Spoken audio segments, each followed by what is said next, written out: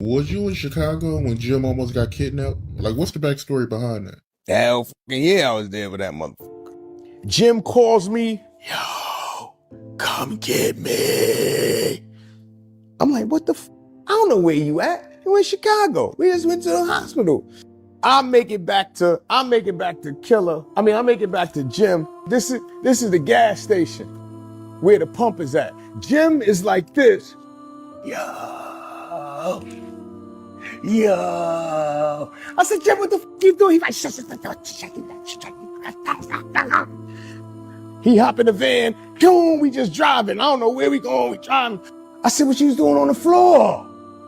He said, I got the money. I said, you got the money? He said, I ain't bet. These niggas is in front of the hotel the next morning. Jim go speak to the dudes. They try to throw Jim inside of the truck and kidnap him. Jim weasel his way out. 3 niggas come out. It's some 6'5", 313. That's what I think he weigh. Jim got one of these niggas. Joel's is chasing the other nigga. I got the 6'5", 313 nigga. I'm like, come on, my nigga. Now, I'm squared up with the nigga. And right when I'm about to swing, bow, nigga hit me. I look, it's the nigga Joel's fighting. I'm like, Joel's, slap this nigga. Joel's running behind like that. I'm trying. I said, get this nigga. So I'm gonna keep it 100. I close my eyes. Boom! Swing. This nigga's up against the car. I'm like, woo! And I knock him out. And when I look up, there's a nigga with a gun to Jim's head. We like, nah. He goes like this. He an undercover police. He said, what the f going on out here? Cam come out, he come out all like this. Cause his stomach is f***ed up. And he like, no, shoot Jim. So this is a dope story, right? We in an airport, it's me and a couple of my niggas, and Lawrence Fishburne walked past. Just randomly, we like, oh shit, Lawrence Fishburne. We don't have no album, so we like bugging to see Lawrence Fishburne. Jim is sitting there, Jim is like, yo, I was in Toys R Us. And if you call him Larry, he loses his mind. He don't like to be called Larry. So my man is an asshole. He died. My man Fat Sean, God bless the day. He like, yo, Larry. He looked, he's like, yo, I said, what's up, Larry? Shit. So Lawrence Fishburne stops and walks over and says, would you just call me? I said, what's up, Larry? And we like, yo, we fans, this, that, and the third. He tuning us out. He like, yo, why you calling me Larry? He said, cause that's your name. He said, my name is Lawrence. He said, your name is Larry. This story, so I had to do research on it. His name was Larry when he was young, but then after higher learning, he changed it to Lawrence. I guess Larry is wild and niggery, and then he did higher learning, and you know what I'm saying? He wanna be like proper Black, the Matrix and all this shit. So he like, man, he told my man that. We like, yo, don't listen to him, man. You know, Jim had just did a scene on New York Undercover as an extra. Yeah. So he walks off. He like, yo, why you do that, Sean? Like, what's wrong with you? He's like, man, that. Nigga name is Larry. So we chilling like 10 minutes later, this nigga come back and sit next to us. We like, yo, man, don't worry about him. He over here, my man Sean over there. Be like, yo, man, you can help us out with the little acting shit. You know, you need a little gig and all that shit. He like, I'm not helping y'all. Be like, what's wrong, man? He like, you with somebody who keep calling me Larry. My man leaned over and said, your name is Larry and don't ask me again. Lawrence Fishburne get out, take his wallet out, put it in my man's face. What does that say? My man is like, I don't care what it says. Your name's Larry. So we like, yo, f him, man. I'm about to be a rapper. You know what I'm saying? This nigga, my man's acting, this, that, and the third. Yo, so the Lawrence Fishburne wows out. He says, yo, stop asking me for help, man. I'm like, are you Larry? You know, nigga like kissing your ass. Man, as a matter of fact, I'm about to swing on you. So Larry Fishburne, like, he backed up. This nigga pulled some gloves out of his pocket and put on his gloves. So I'm like, I looked at my man T, I'm like, we about to jump this nigga. You know what I'm saying? So he just looked and walked off. like a movie. Like just walked off into the shit. And I'm like, my man Sean, like, you an asshole. I said, I got tired of kissing his ass. He's like, nah, he was on the verge of snuffing me, man. I was gonna fall out, get all my money and all this shit, man. You everything, bro. He told me about this one time when Kanye was like at a diner or something. He was like, yo, some dudes was scheming on him at Chelsea. Yeah. Yeah, it was real. He started to get kind of nervous, and he called you up. No, he didn't call me up personally. Well, somehow it got you. You know, 2 ways you could put out the blast. Yeah, he put the blast out that he felt threatened. They had chairs pulled up to his table where he was eating at with his friends, and they wasn't eating. So something was about to happen to Kanye. Yeah. The dudes see us all come in and like, oh shit, Dave Dash, Beanie Siegel, Young Chris, Neef.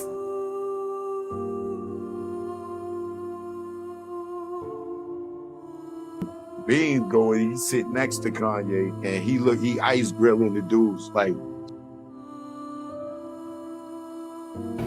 So when I got to ask Kanye, yo, do you know this guy right here? It was like, nah, I just pulled the chair from him, you know,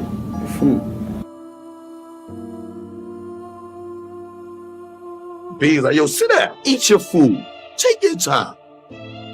Beans knows he had his chain tucked. Beans stick his hand in his shirt and pull his chain out. Man, pull your chain out. That was like a badge, that Rockefeller chain. Like, you don't do that. That was my brother. Like, we was La Familia. I had a fight with Jodeci.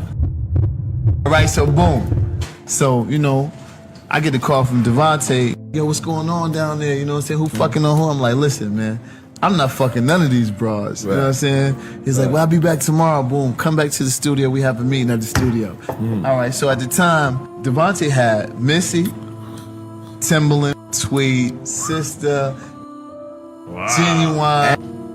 All right, so all of them was in the studio. You know what I'm saying? So, you know what I'm saying? He walk in, he's smacking everybody. Genuine, Timbaland, Missy. What, literally smacking him? No. Are we saying Devontae was the R&B Suge Knight? Yeah.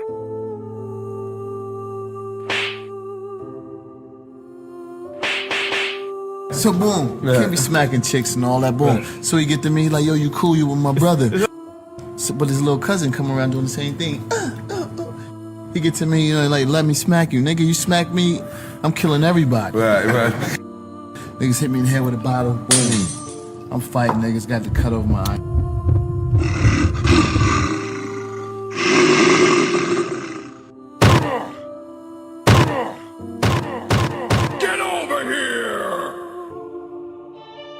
You know, after that happened, you know, the next day, you know what I'm saying, I'm talking to Missy and Timbaland like, yo, y'all niggas still fuck with this nigga, you know. He fought the good fight. And thanks to that fight, everybody left. Genuine, Missy, Tweet, Player, everybody left. So you helped them get out that situation. Right. I heard this story before. I'm being honest. Happened in an elevator with Trey Songz. We was on the elevator, me, Trey Songz, my shorty at the time. And like I said, my shorty was bad. It's kind of not like everybody wanted her. Like I said, I don't want to accuse Trey Songz of wanting her. But the nigga seemed like he was trying to sing to her on the elevator and shit. To me, it's like flagrant shit. Like, if you was with me, you wouldn't have to deal with him. And I'm like, the fuck is... Cause Trey my man, I couldn't understand the harmonizing. You know, this nigga really is singing and all that shit. So I'm like, what the fuck is this about? Then you gotta realize his nickname is Mr. Steal Your Girl.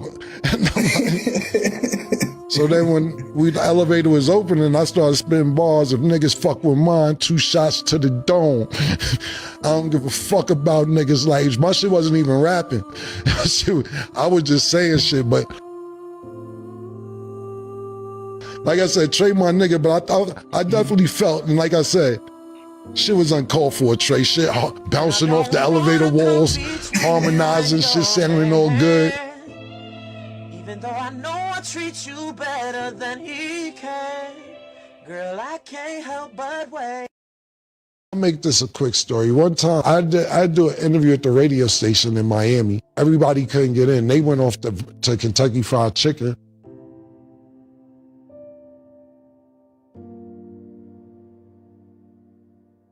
Zeke walks in Kentucky Fried Chicken and tell niggas, move, New York's in the building, we ordering, and tell some 3 niggas get out the way and ordered it.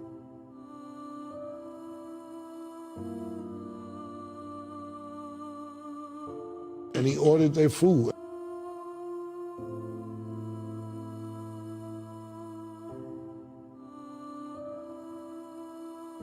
And when they went outside, they trapped the car off and pulled out 2 AKs on them and carjacked Duke and Zeke and Salt and everybody else. But they really just wanted, Tito tried to give him his jewelry, everything, because, you know, they had the upper hand.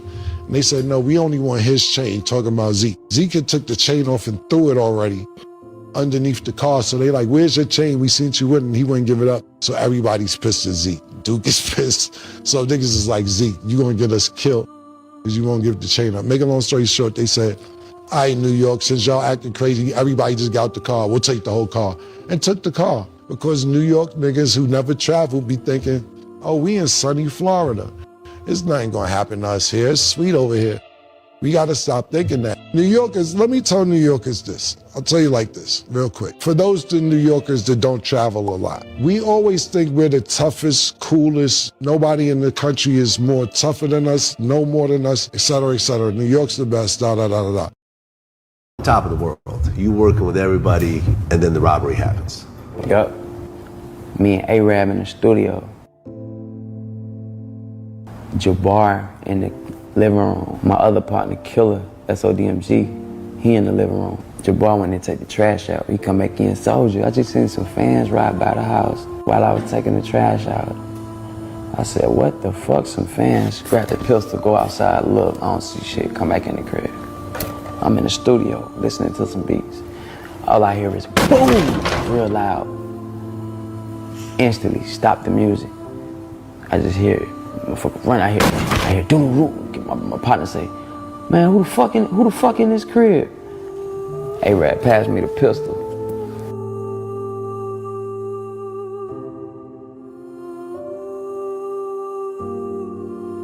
Bam, I look through the door. I see like 3, 4 niggas running through the crib.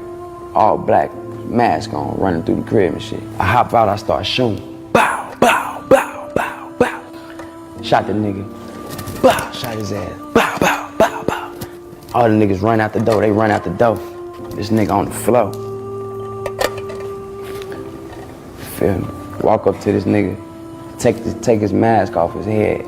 Looked at it, saw who it was. I'm like, damn. Shot his ass again. Bow! He screaming and shit. Ah! Fuck! Well, you knew who he was. Know who he was. I'm like, damn. Shot his ass. Bow! Go back in the studio, shut the door. All I hear is doom, doom, doom, doom, doom, doom, doom, doom, doom. Somebody coming up there. I open up the door again. I start shooting. Bow, bow.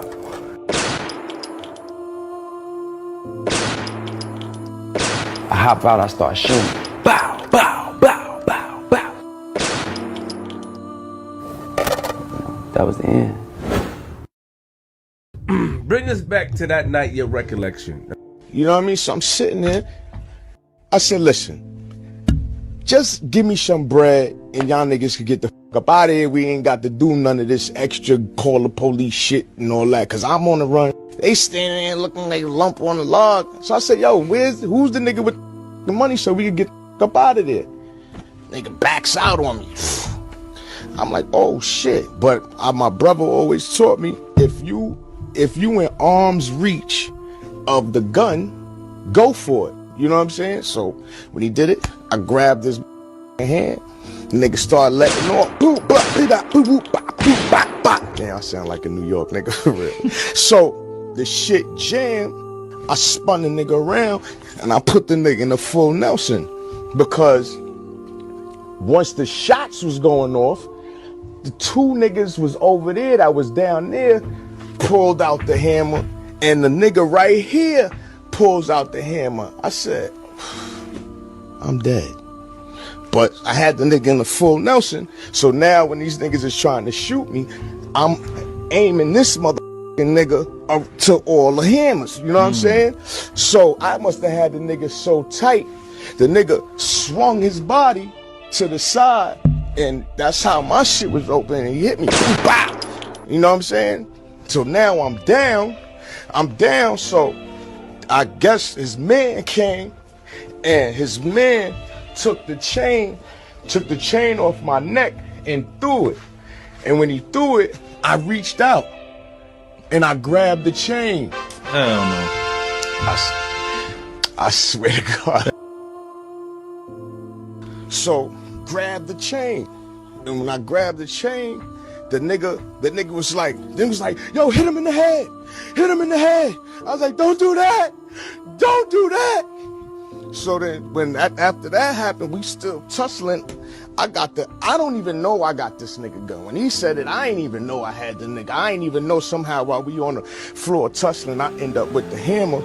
So as soon as I get up, boom, nigga hit me with the car. And it ran. Now I'm just sitting here, he revving the shit like, and I'm just sitting here, I'm like, my nigga, goddamn, take the chain, just go. We in Jimmy's. I come through. Nori came through. I was there first, so we already in the section. Nori came through with the unit. Boom, they come in the section. He's so honorable and respectful. He giving everybody with me a dap and love. Then it was happened to be another dude that wasn't with us. He gave him a dap. Now, I don't know how smart he was. After he came back and like, yo, he with y'all? Me like, nah, he ain't with us. He went up there. He went up there. He went back to the nigga. This is sign language on steroids. Look, he said nothing. He went like this to him.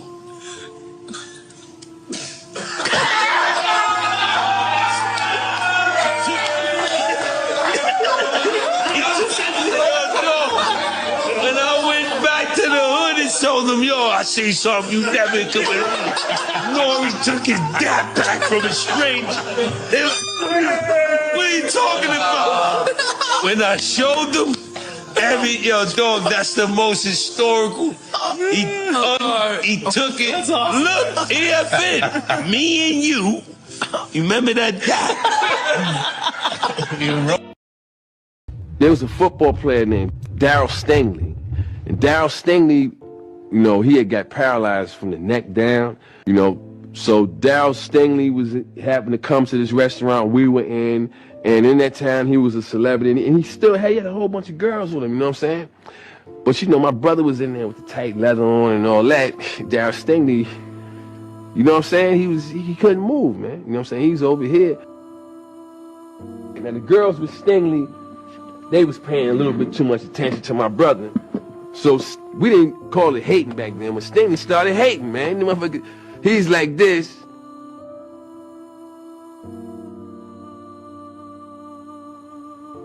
Fuck Eddie Murphy. Fuck that punk ass nigga. Shit. I got money. The fuck y'all keep looking at this nigga for? Fuck him. Fuck buckwheat. Niggas corny anyway. I don't like Beverly Hills Cop. It's going on and on and on and on. Loud, man, like the whole restaurant can hear it. No one is saying anything to Darryl because, you know, as a culture, you know, as a society, it's kind of wrong to step to this guy. You know? But you know, like I told you, man, I make my own rules, man. Fuck that, man. If you're a talking head motherfucker and you acting like you forgot that that's what you are, I'm gonna hold a mirror up and let you see what's going on. I went over there, I told him, I said, look, man, you want me to flip your fucking chair over and stomp your mouth? Because that's the only thing that's moving. You want to lose that? Huh? And he looked me in the eye and he seen that I was dead serious. I was going to flip that motherfucker's chair over and stomp his mouth, man. And he got horrified. I said, I'm going back over to my table. If I had one more peep out of you, man, when I come back over here, I'm gonna fuck you up, man. Now shut the fuck up. And you know, then his eyelids was trembling because that's the only thing that can move. So I go back to my seat and I sit down. My brother was like, yo, man, why that was messed up, man. I said, you hear him saying anything wrong about you anymore? Shit, that's how messed up it is. You hear any more Eddie Murphy's a bitch, fuck Beverly Hills Cop? The nigga silent, right? That's how it's supposed to be. He's supposed to be enjoying his meal, shut the fuck up over there and eat his meal. That's what he's doing there. And the girls that was over there, you know, they was quiet, and I heard one of them say, Daryl, you're not eating anything. He had lost his appetite. This some funny shit.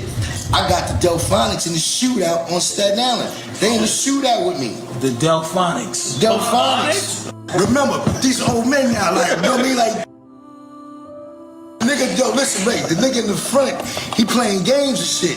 So he see me through the fucking rear view. So we in the whip. I'm blowing at this kid playing games. I start shooting at this nigga. Oh my.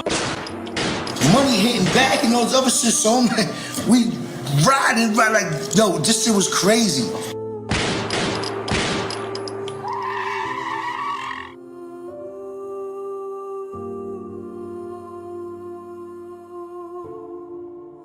So by the time I got to say sorry to these niggas and shit, you know what I mean? Yo, these niggas was like, yo, they like, yo, don't worry about it, man. Something told me to bring my knife and shit. This is a but fact, you know what? though. They Philly niggas. On his album. They Philly niggas. Yeah, they was on my album. Yeah, they might have did that record that night after the Smokers clip. I'm thinking like, damn, what the fuck? Just got the Delphonics in the shootout. Like, whoa, shit was wild. That's so wild. I'm like, That's crazy. I'm like, oh shit.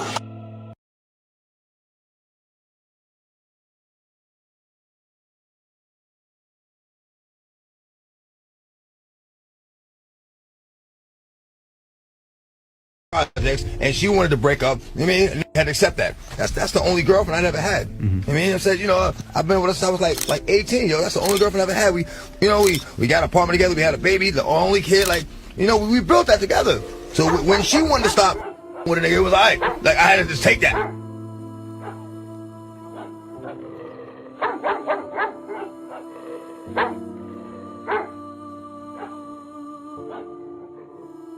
Had nowhere to go. Had to take that. Had to move in with my aunt down the hill. And, you know, they gonna throw dirt in there. Hey, that's why your wife kicked you out of there. You know, you gonna get it. But let a man want to end a relationship. World War III. I'm the biggest piece of in the world. Like, you know, I ain't like, how did that get switched up? Right. I mean, when she says it's over, I gotta take that. And we talk about disrespectful. Like, I'd come see my son, and this is back when the phone cords was like dumb long. Yeah. You know, so I'd be sitting, and I wouldn't even sit on the couch. Sit in the living room, you know, just spend time with my son. He watch TV, whatever, play with Legos on the floor. I'm just sitting there with him. She, you know, the phone rang and she picked the phone up and moved the cord over my head. That type of like, walk in the room like, disrespectful, bitch, hit me in the head with the cord. I know she's talking to like, okay, so you gonna go and, you know, what used to be our room and talk to the phone. Damn near took me with the cord in the way. I took that. I took that like a champ, son. I took that like a champ. That's also when I wrote that Baby Mama too. I mean, like, okay, she inspired the song, but I be like, no, I ain't fucking with that bitch no more. when I left with a bag of rhymes. That's all that. All I took when I left. This time, me and Misa is still cool. We was just friends, but one time, she just happened to be in my driver's seat of my truck. And all of a sudden, I heard somebody go, and it's him. He's steaming. He swings on me. So I'm laughing because I'm like, you swung on me? You putting yourself in jeopardy knowing you can't whoop none of us. So now I'm like, yo, let's go around the corner because I'm respectful enough. He actually gets in the car and we drive around the corner. So I'm about to give him the business. Shit could have got really ugly. And he just said, yo, sit down, I want you to hear something real quick. And that's when he played in the Biggie Smalls album. It's all good, baby.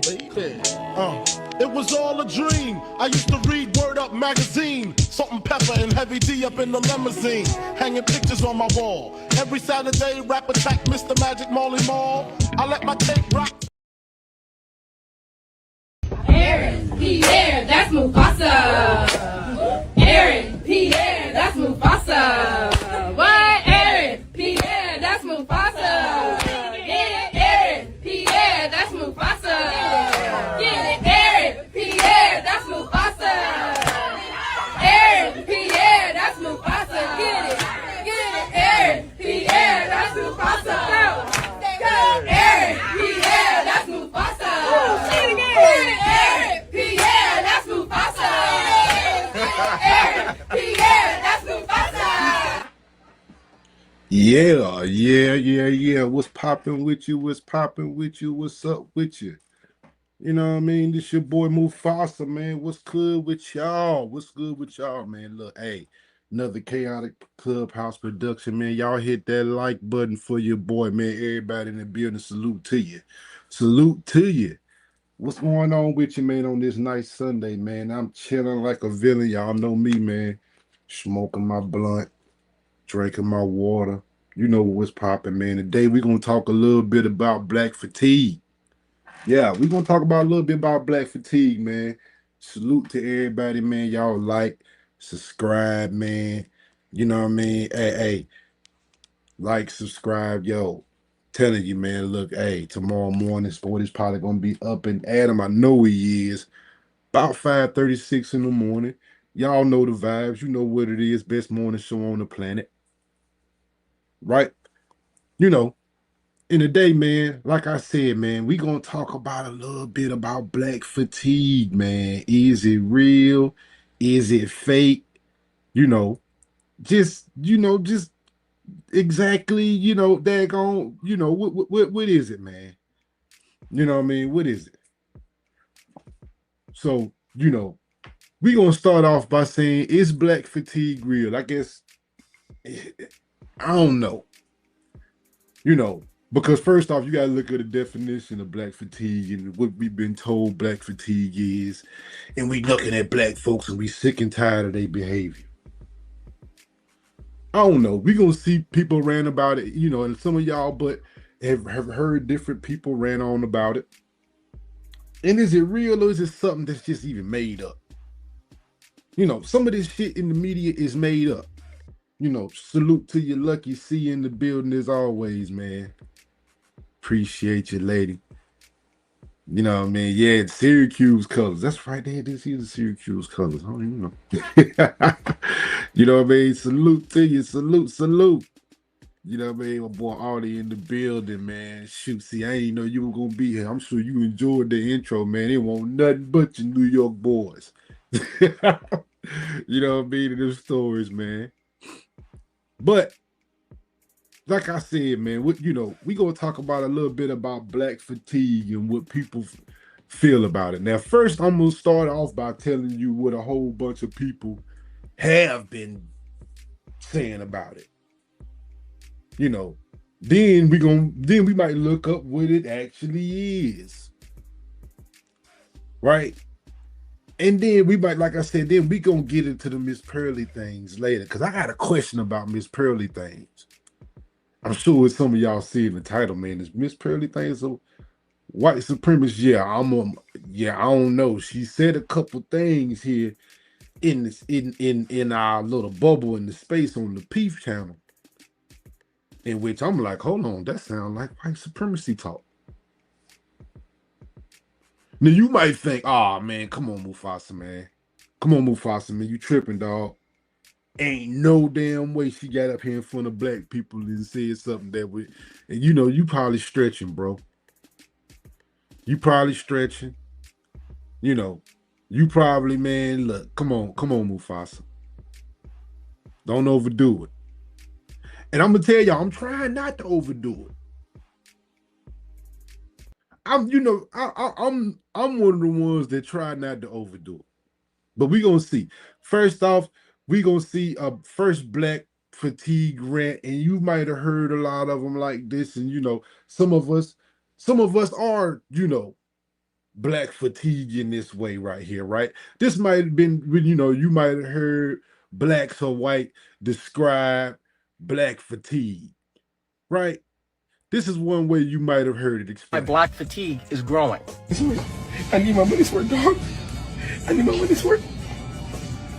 That's very that's very wild, though. Come on, that is very wild. Walmart do better. Yeah, that is very wild. Crazy. That's five modes right here. That's five modes. That is really wild. This is the prime example for why we don't have nice things in black areas. You come in the store, you open up shit, you eat in the fucking store. We can't have anything nice because y'all do shit like this. Prime reason for why Walmart ain't 24 hours anymore.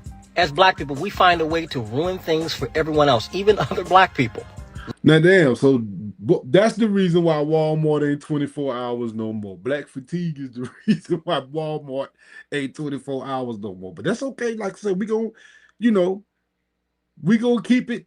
That's fine, But like I said, this is, little stuff like that, and they catch it online, and they say, "Oh, black fatigue." Ling Ling don't want you in the store, Blackie, not because you're a bad person, but because other black people came in and gave a poor representation of black people. Now I can't have you in the store. Is it unfair? Yes, but that's because we don't want to fix the culture. We don't want to fix the problem. We want to sit back and sweep it underneath the rug and say it doesn't exist.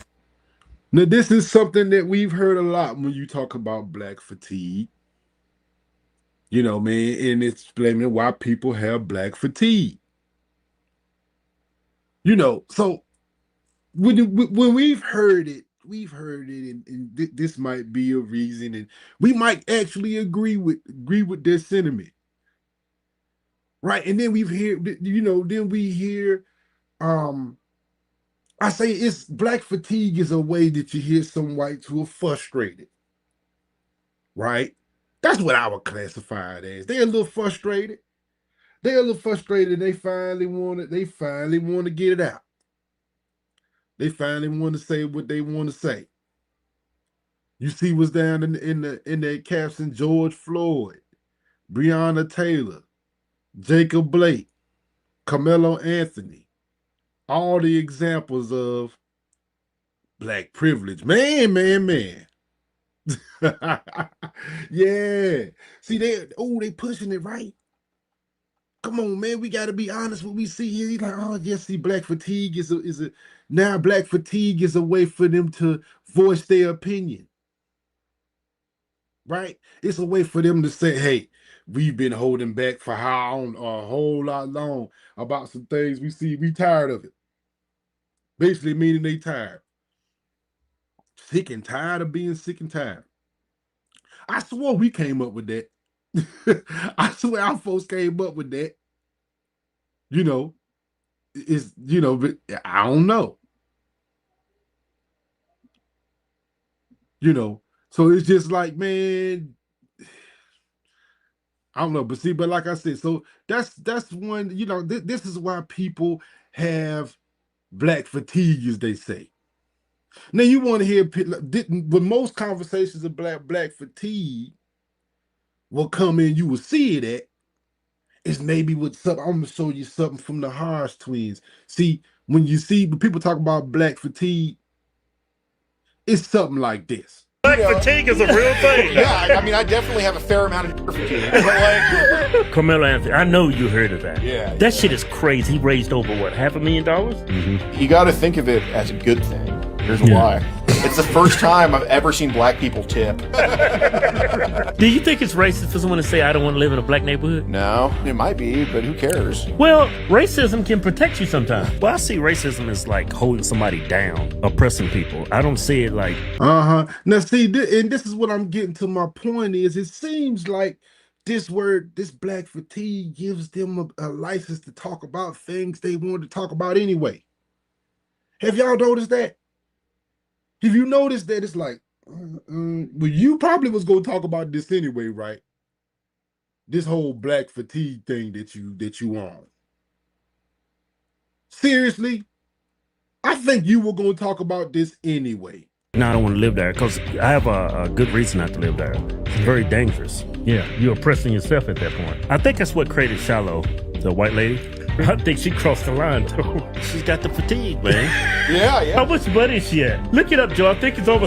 Shiloh, that's the same. Is that the same white girl that called the black kid a nigga? See, it's now they saying that black fatigue is causing them to be out of pocket. y'all believe that, miss? Y'all believe that now black fatigue is now causing them to be out of pocket? We got to be out of pocket now, yo. It's black fatigue. Black fatigue. Now we just gonna be out of pocket, and now we gonna get bold. We gonna get bold and say what we want to say. Oh, trust me, we ain't got to the boldest part yet. Oh, I'm gonna put you on to the boldest part.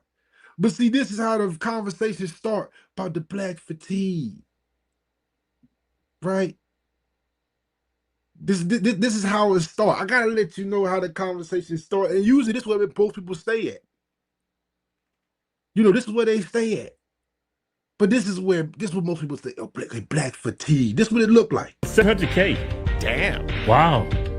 She needs to pull the money out, man. No, she's trying to get that meal. Yeah, and that's the white girl who got the GoFundMe in there. Daggone, you see the difference? Now, what I tell you, this black fatigue thing is, you know, in my opinion, I think this black fatigue thing is being used. Now you saying, what you mean? Trust me, I'm gonna go ahead and tell you why. It's being used to say what they want to say. They want to have these conversations. Yeah, they do. They want to. They ready to have these conversations. All right, because that's why I say black fatigue. This is get to my question: is it fake? And we see a poll in the chat. Is black fatigue fake? Is black fatigue fake? You know, or at least is it fake in the way that they're trying to portray it to us as? Because I'm gonna give you today. We gonna get to what the first definition of black fatigue was, or the first person, not the first person who came up with it. And you like, hold on, what do you mean by that? Right? And you know, so you know, my thing is, but I say, is black fatigue just a vehicle for them to come out and talk shit and say the shit that they want to say anyway? Oh, I'm just tired of just these people and they shit. Is it a dog whistle for racism? Black fatigue is very real. I worked in nightclubs where the second you say, hi, you can't come in. Oh, because I'm black? No, it's called a list. Retard. I remember giving this group of black girls the Ooh, see, you see what I'm saying? This gives them the license to talk how they want to talk anyway. They ready to talk this way. They ready to jump on your ass. What you thought? You thought old Karen right here ain't had nothing for you. Is that what you thought? Now see, black fatigue now gives me the reason I'm gonna be able to talk under this black fatigue. This is what I'm gonna be able to talk my chef's shit. table. I remember she said, what a white cunt. Let me just say, if I were to drop the N-word right now, what would happen? Oh, I'd be on. I mean, no, go ahead and do it. Go ahead and do it. You want to do it, don't you? Shit, I remember that damn clip of Dear Rolando. Always said, be like, what if I said the N-word? He said, go ahead and say it. What you waiting on? No, I wouldn't. No, yeah, you would. No. It's fine. Say it. No, please. What are you waiting on? Don't say what if you would. Say it, sir. Say it right now. What the hell are we talking about? This would about be if I were to say the N-word, ma'am. Hold on, stop everything right now. Say it. Huh? What do you mean? No. Say it right now. No, sir. I don't want to know. No, say it. Say it. You want to say it? No. Say it from now on. This is what I want you. I want you to say. If I were to say the N-word, no. Say it. Say it. You want to say it? What's wrong? Say the word. You want to say the word? Stop holding back. Don't let me hold you back. Don't let me hold you back. Don't sit there and say, if I were to say it. No, you want to say it. Say the word you want to say. Please say it. Go ahead and say it. I want you to say it. We want to see. What a white cunt.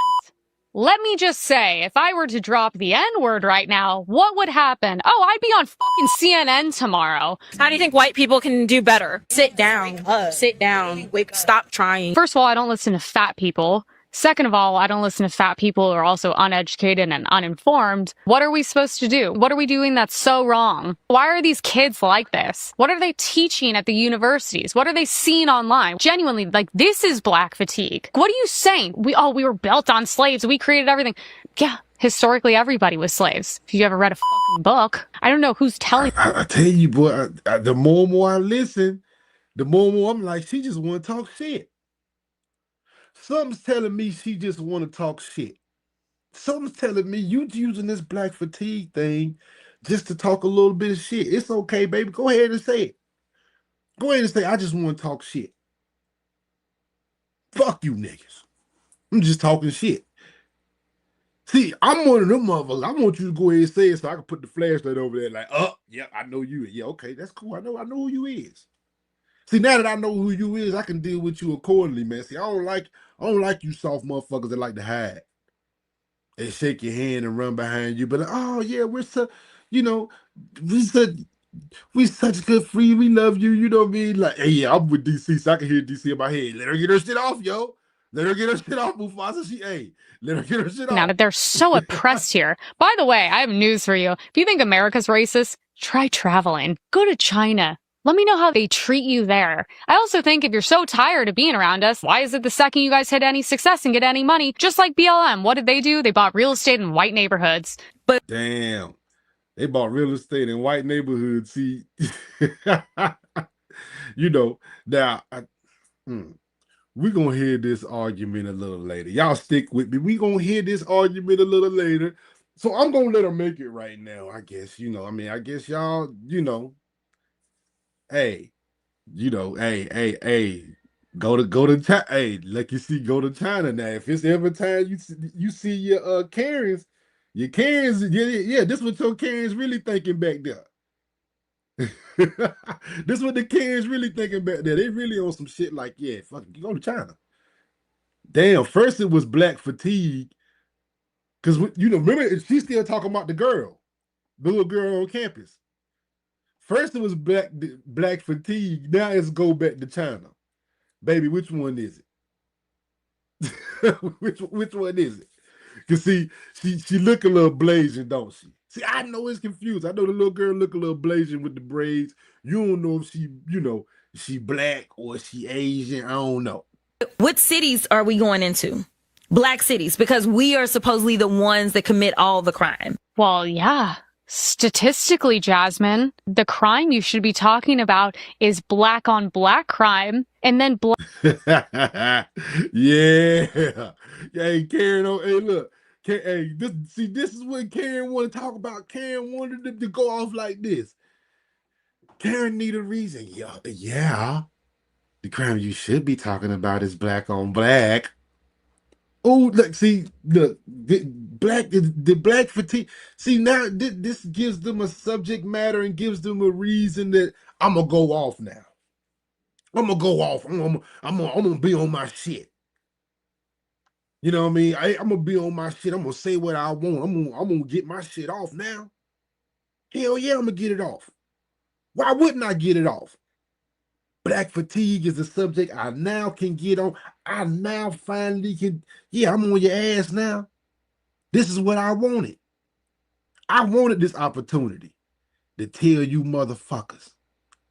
You know what I mean? To tell you motherfuckers, hell yeah.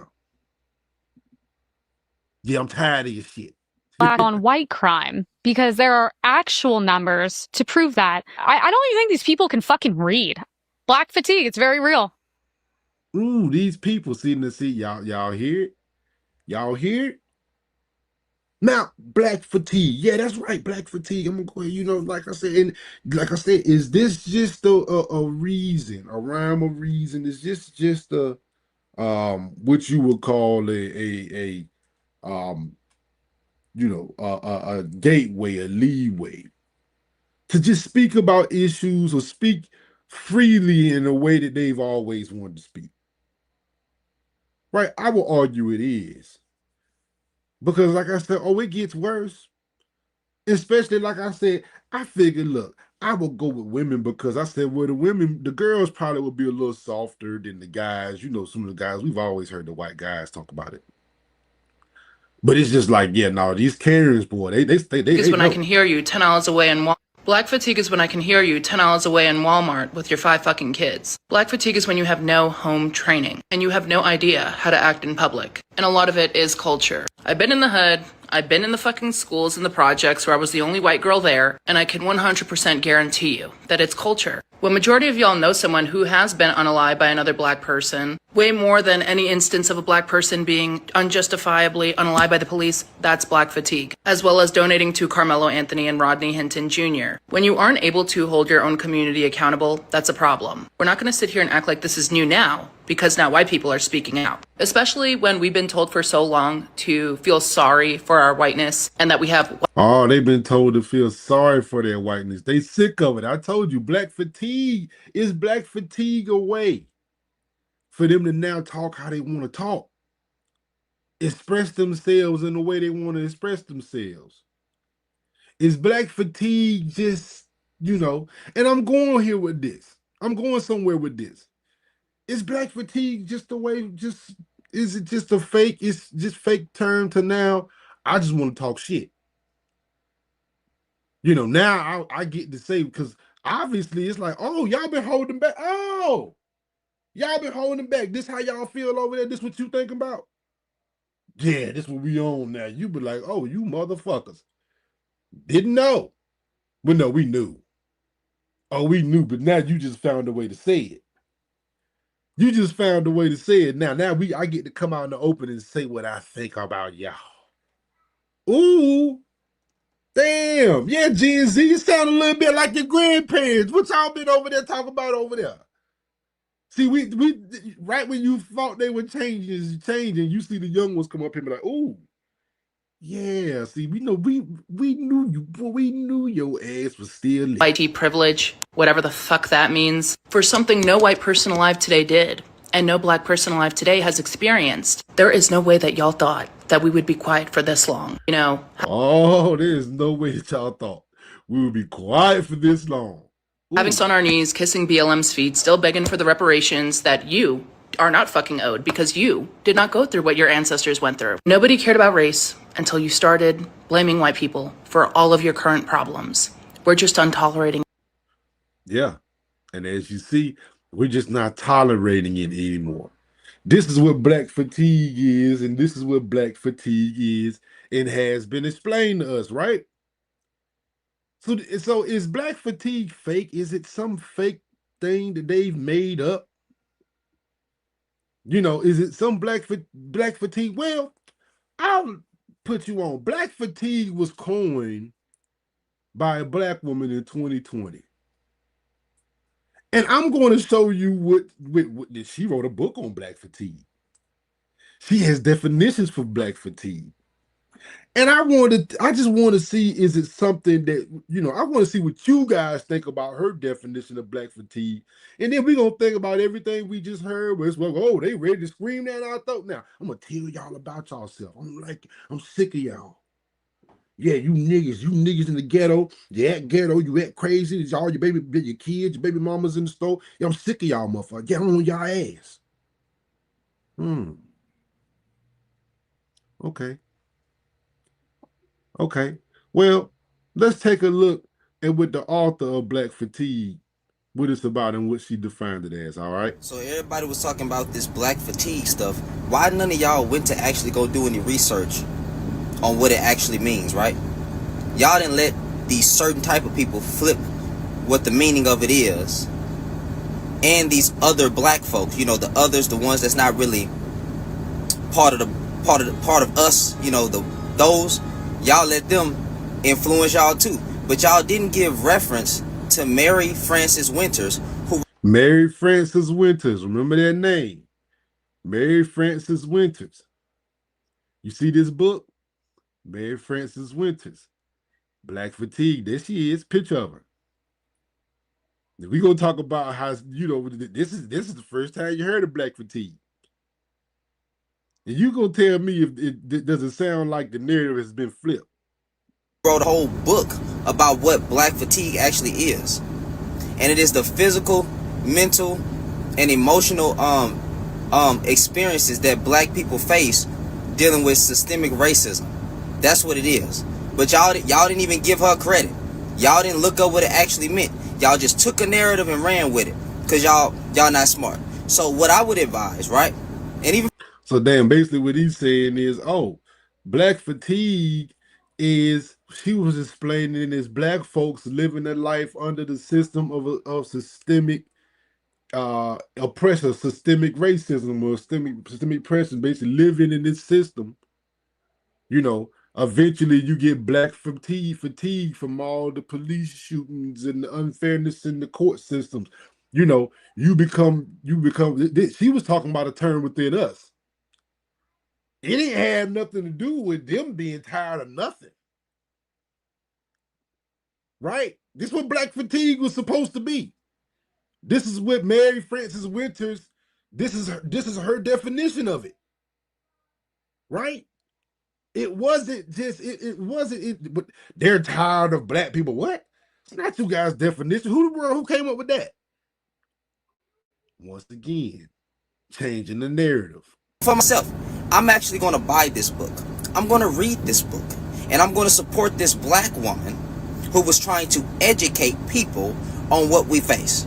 Since y'all want to spin the goddamn narrative, you couldn't even give a black woman credit. You couldn't even give this woman credit for the actual term. This book that she wrote. This beautiful author. Boy, y'all, some of y'all, I tell you, boy. So, all right. We're going to look at what is black fatigue. We're going to look at what is black fatigue, right? We're going to break it all the way down, definition. And like I said, they really used it. They really hijacked this whole thing. It's just a way to talk shit. It's just their way to talk shit. They really hijacked everything and said, yeah, black fatigue. They were like, oh, they heard the term and said, yeah, we black fatigue. We tired of you niggas. What? Who the hell said it was that? We said it was that. Hold on. Black fatigue ain't y'all tired of us. It's kind of us tired of y'all. That's the irony of it. When you start thinking of it like, hold on. So black fatigue ain't y'all tired of us. It actually was coined as us tired of y'all. Okay. Or the system. I say y'all, nigga. To me, this is better. It's us tired of y'all. That's crazy. And to think that you co-opted this shit like this. And when you hear black fatigue, you think y'all tired of us. When it was never created to be that. This is crazy. But we're going to take a look at what black fatigue actually is. You see, it's a term coined by DEI pioneer Mary Frances Winters.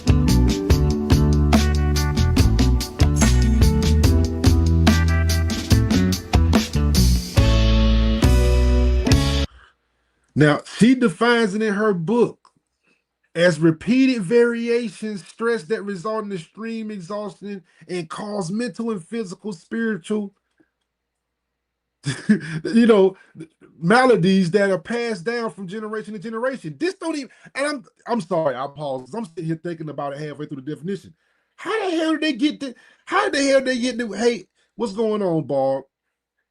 How the hell they get, we now gonna look at, we tired of y'all from this. Repeated variations of stress that results in extreme exhaustion and cause mental, physical, and spiritual maladies that are passed down from generation to generation. Right? The basically saying it's passed down from generation to generation that, of the repeated things we've been through in the country. This don't have, where did we get that we were tired of black people from? Where did this come from? We were tired of black people from. Do any of y'all know?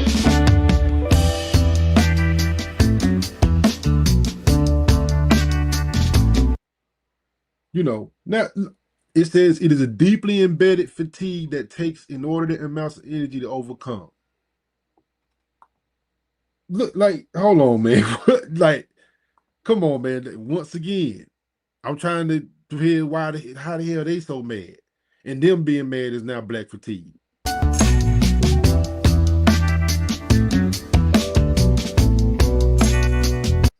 Herculean efforts to sustain an optimistic outlook, an enormous amount of faith to continue to believe we shall overcome someday.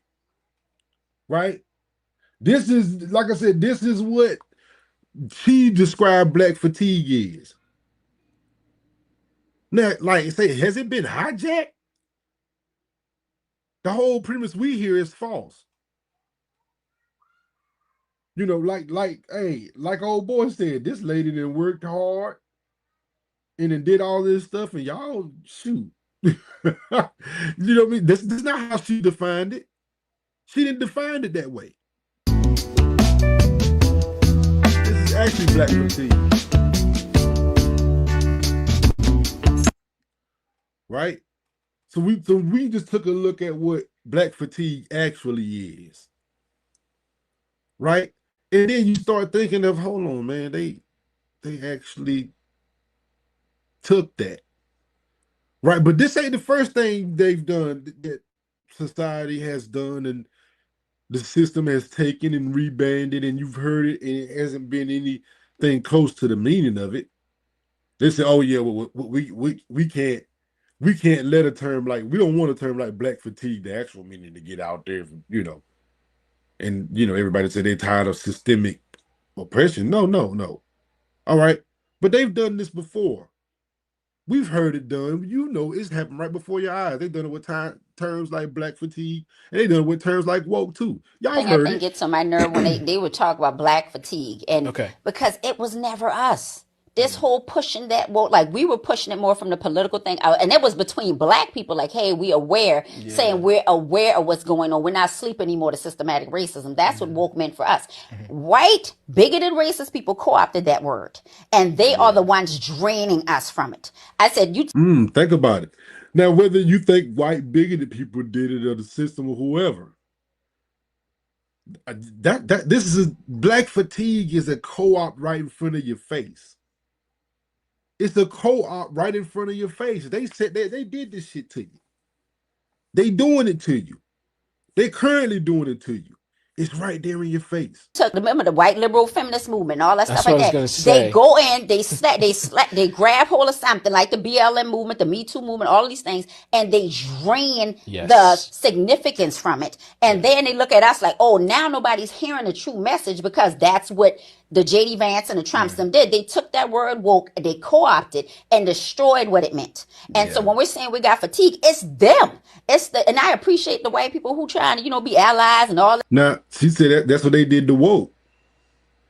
You know, now see, my thing that you hear her explaining the fatigue of woke. But what I want to say is like, yeah, no, the fatigue is also a co-op. You see how they co-opted woke and now kind of made it a joke? And when people hear woke now, it's like a joke. Right? Think about it. Being woke is a damn joke to them. When you hear people woke, oh, you woke. It's a joke.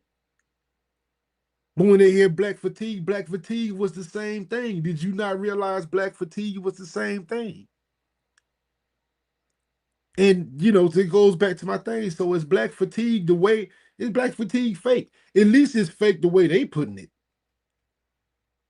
Because it's something that it's something that a black lady came up with. She wrote about it in a book, Black Fatigue.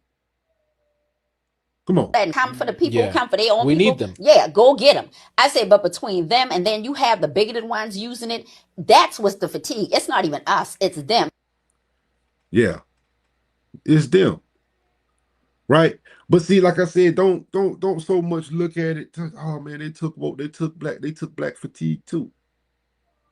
They took the meaning of black fatigue now and then turned it all the way around to mean something now.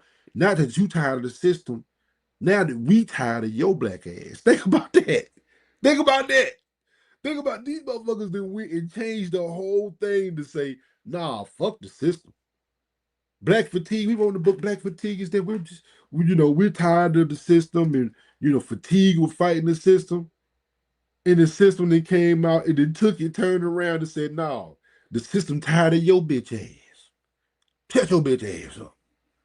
we tired of your punk ass, motherfucker. What'd you say? Huh? You say something? Huh? I ain't think you did, bitch ass nigga. We tired of you, punk ass motherfucker. Yeah. We don't want to hear none of that. Talking about what you tired of. Black fatigue. Right? We tired of you. Right? But is black fatigue something else? I heard something that was interesting. And my thing is, you know, God knows. It's like, is black fatigue maybe a substitute or something for white rage? Think about those correlations. Because see, now we can talk about it. You sit here and say, man, black fatigue, what, black fatigue and white rage? Oh, yeah. Because what I told you, they've been holding this stuff in for years. And now it's time for us to release it. And I ain't think about it. I said, hold on, what? You know what I mean? What? All right. Look, what I'm gonna do is the Asian girl said it best, and I was like, damn, it could be a throw off for white rage. Y'all take a look at this. White people attempting to rebrand white rage by co-opting the term black fatigue as though it's a phenomenon they actually experience but only recently found the language to talk about is both dystopianly weird and tragically on brand. The copying, the whitewashing, the centering themselves by playing victim. But what's ironically telling about it is... Oh, yeah. Think about that. The centering themselves by playing victim. Because this is where all that black fatigue is we're tired of something, and it's like, oh yeah, y'all get this. Even though you pissed, you kind of get to play victim, talking about something is affecting you. This is what y'all do. Y'all are terrible. You know, and it's like, yeah, but it's like the little hint of playing victim in the background. That's why I said, man, this Asian girl displays it perfect. I'm telling y'all. That white people attempting to rebrand white rage by co-opting the term black fatigue as though it's a phenomenon they actually experience but only recently found the language to talk about is both dystopianly weird and tragically on brand. The copying, the whitewashing, the centering themselves by playing victim. But what's ironically telling about it is that the concept of racial battle fatigue is not new. It's been around for decades, and the term black fatigue has been used by black people for quite a while. Mary Frances Winters wrote a book that came out in 2020 titled Black Fatigue, and it describes the mental, emotional, and physical exhaustion that black people experience because of systemic racism.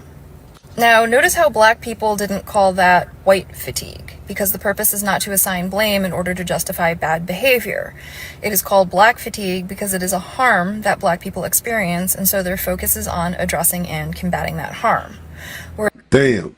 Now, like I said, because black fatigue was just talking about how we feel.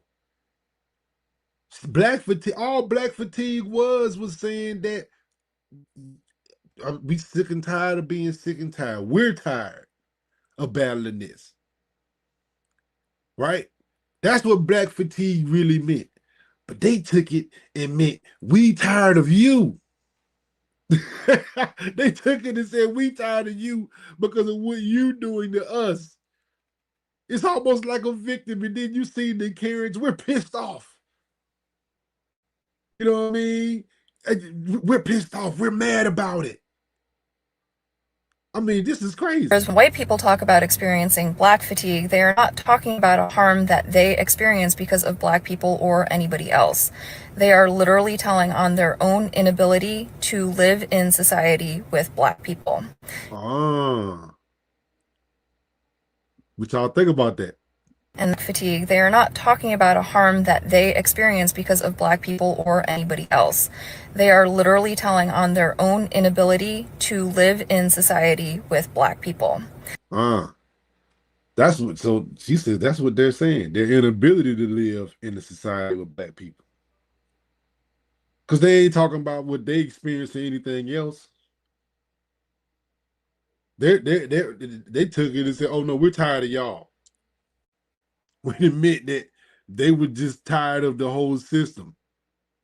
It wasn't even tired of white. She didn't even explain it was tired of white folks. She said tired of the system.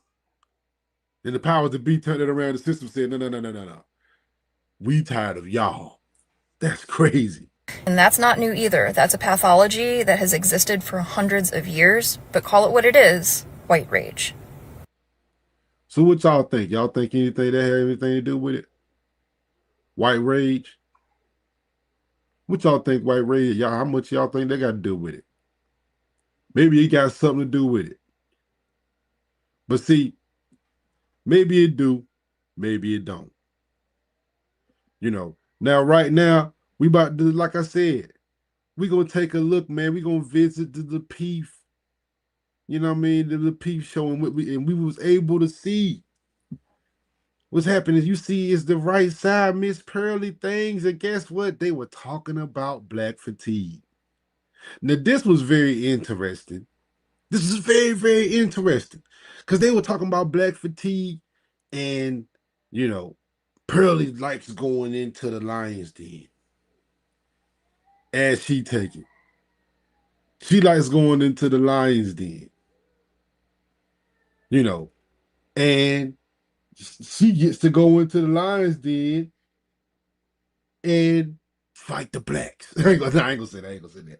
But as far as white fatigue, now her definition of white fatigue is the normal definition of white fatigue, right? Now I have to the reason I broke it down with the real definition was, and I'm gonna skip past it, is that they broke it down to Pearly in the 20 minutes before in this clip about black fatigue.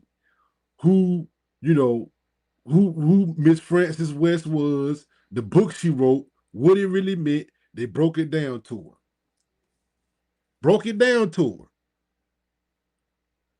And Pearly's still gonna tell you where her definition of black fatigue is. And we're gonna see how this go. And like I said, this is going, and now is black fatigue fake?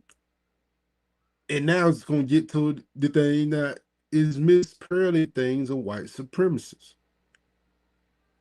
And as we get through the video, you'll see why I'm asking that more and more. But we got to get through a little bit of it first. So let's go ahead and get started, man.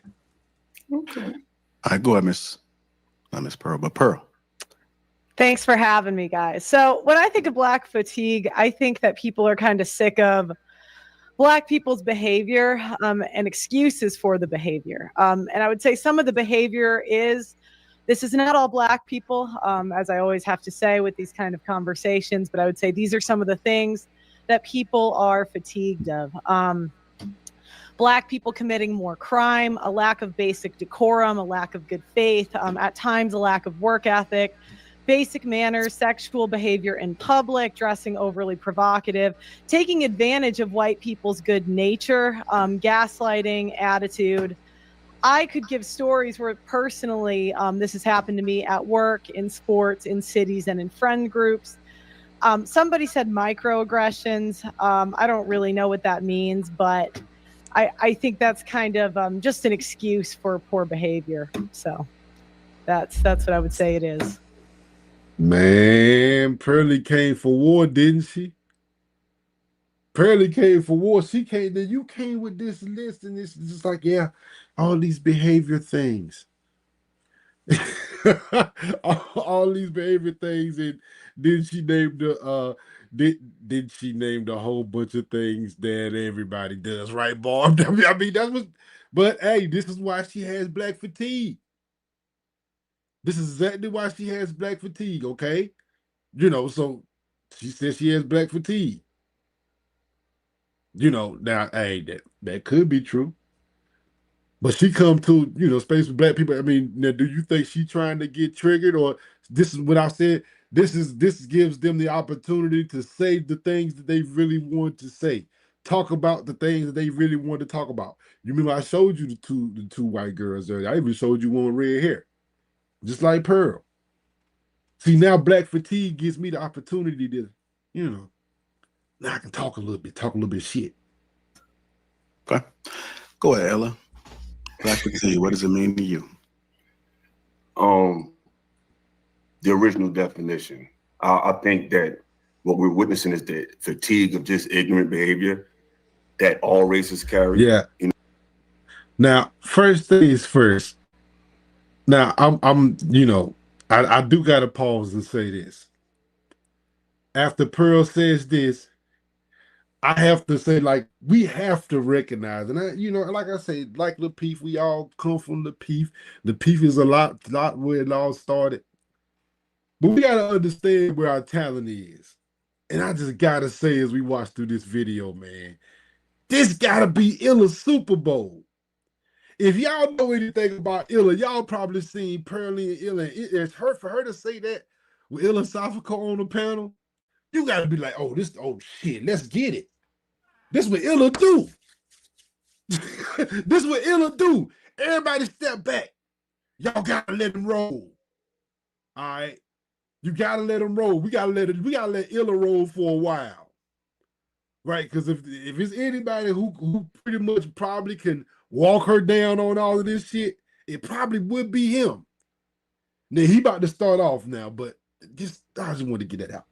You know what I'm saying? So I think to just coin it as black fatigue, like what do we call what white people do?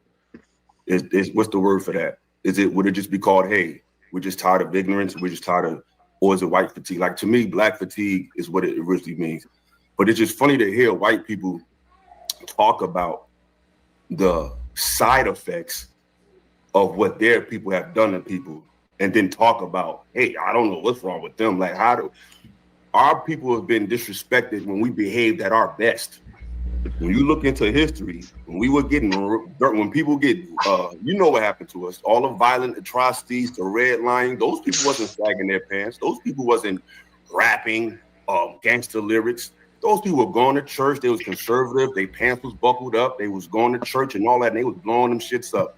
So when I hear white people, the most violent, the most aggressive, the most pillaging people to ever walk the face of this planet, actually call out people who are just showing the side effects of years of mental degradation, social degradation, economic chicanery. You talk. I know you're getting triggered. It's gonna be a long night. Get ready. No, I'm not triggered. I thought we could go back and forth. Nobody interrupted you. Get your seatbelt ready. It's gonna be a long night. Overreaction. I'm talking about. No one look at you. Boy, look, hey, boys, hey, look, and yeah, up to this point, y'all know Lapeef. It was one by one, everybody getting their solidarity. This is the opening monologues.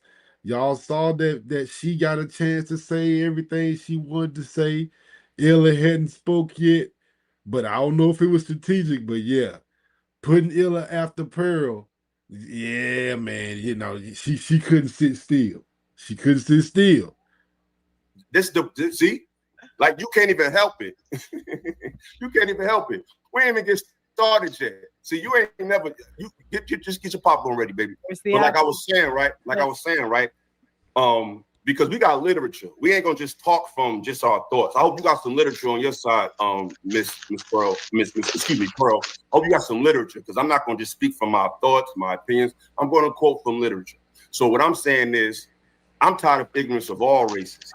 But to hear white people go out their way to co-sign this, when most of black people's issues, whether it be the drug issue, whether it be their issues with relationships, whether it be their issues with economics, whether it be their the hijacking of their arts and the hijacking of putting the negative images as far as music. We don't control media. We don't control the major networks. So for in the hijacking of black fatigue.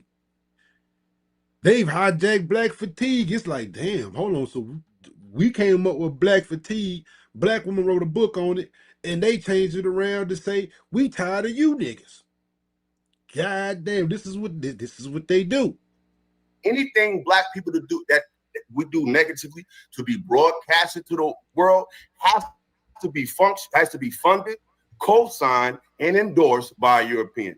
So to hear these same people talk about the things they've done to these people, and then when they have the nerve to show the side effects of that, say, hey, I don't know what they're talking about, just shows you what we're dealing with. So Black fatigue is no such thing as black fatigue. It's just the fatigue of just ignorance of American culture, and it's eroding black people because we've been attached to most of these atrocities the most. So excuse us for the fact that we don't want to talk to you like we used to. We don't want to be as gracious as we used to, because when our parents was and our grandparents was going to church and saying, yes, master, yes, Paul, yeah, you would blow their heads off. There was a story of a man, and I'm gonna shut up. There's a story of a man, I forgot his name, but there was a story. I could tell you about what happened in my job today, but there was a story of a man, I think his name was Booker, I forgot his last name. This was in the 50s, not that long ago. So let's not act like history don't matter, because we celebrate 4th of July every year. We celebrate past the Civil War and 7 years ago, Ulysses Grant, all these old forefathers, we acknowledge them every year. So the history means a whole lot to this country. Hey, that's a good point. History does mean a whole lot to this country. That's a good daggone point. It's like, oh, stuff is in the past. You like, y'all love history. What history y'all don't love? Shit, the way we said, matter of fact, we in the holiday season right now. All y'all, everything about think about history. Man, you remember the history in 1992? Man, I remember the Christmas used to be back in the day. It's nostalgic, ain't it? Yeah, always talking about history. That's what America built on, history. We've been the strongest forever since World War II, and we landed on the shores of Normandy. We always talking about daggone history. So let's not stop talking about it now. Let's talk about history. What you talking about? Let's talk about it. Let's keep going on. He worked at a restaurant for white people. And he said, hey, I try to do my best. I be nice. They call me the N-word. They talk to me crazy. I'm just trying to take care of my family. I'm trying to take care of my kids. At nighttime, I got my own restaurant, and I work it myself. So this man works for white people in the daytime, Mississippi, and at nighttime, he works at his own restaurant. So at that time, black people, we don't have, even now, but in the 50s, you think, who owns cameras? Who owns media networks? So we don't. So even the people who interviewed him was white. But guess what happened to that man? They killed him days later, just because he had the nerve to tell white people who asked him, well, how white people treat you, just for him to get killed by white people.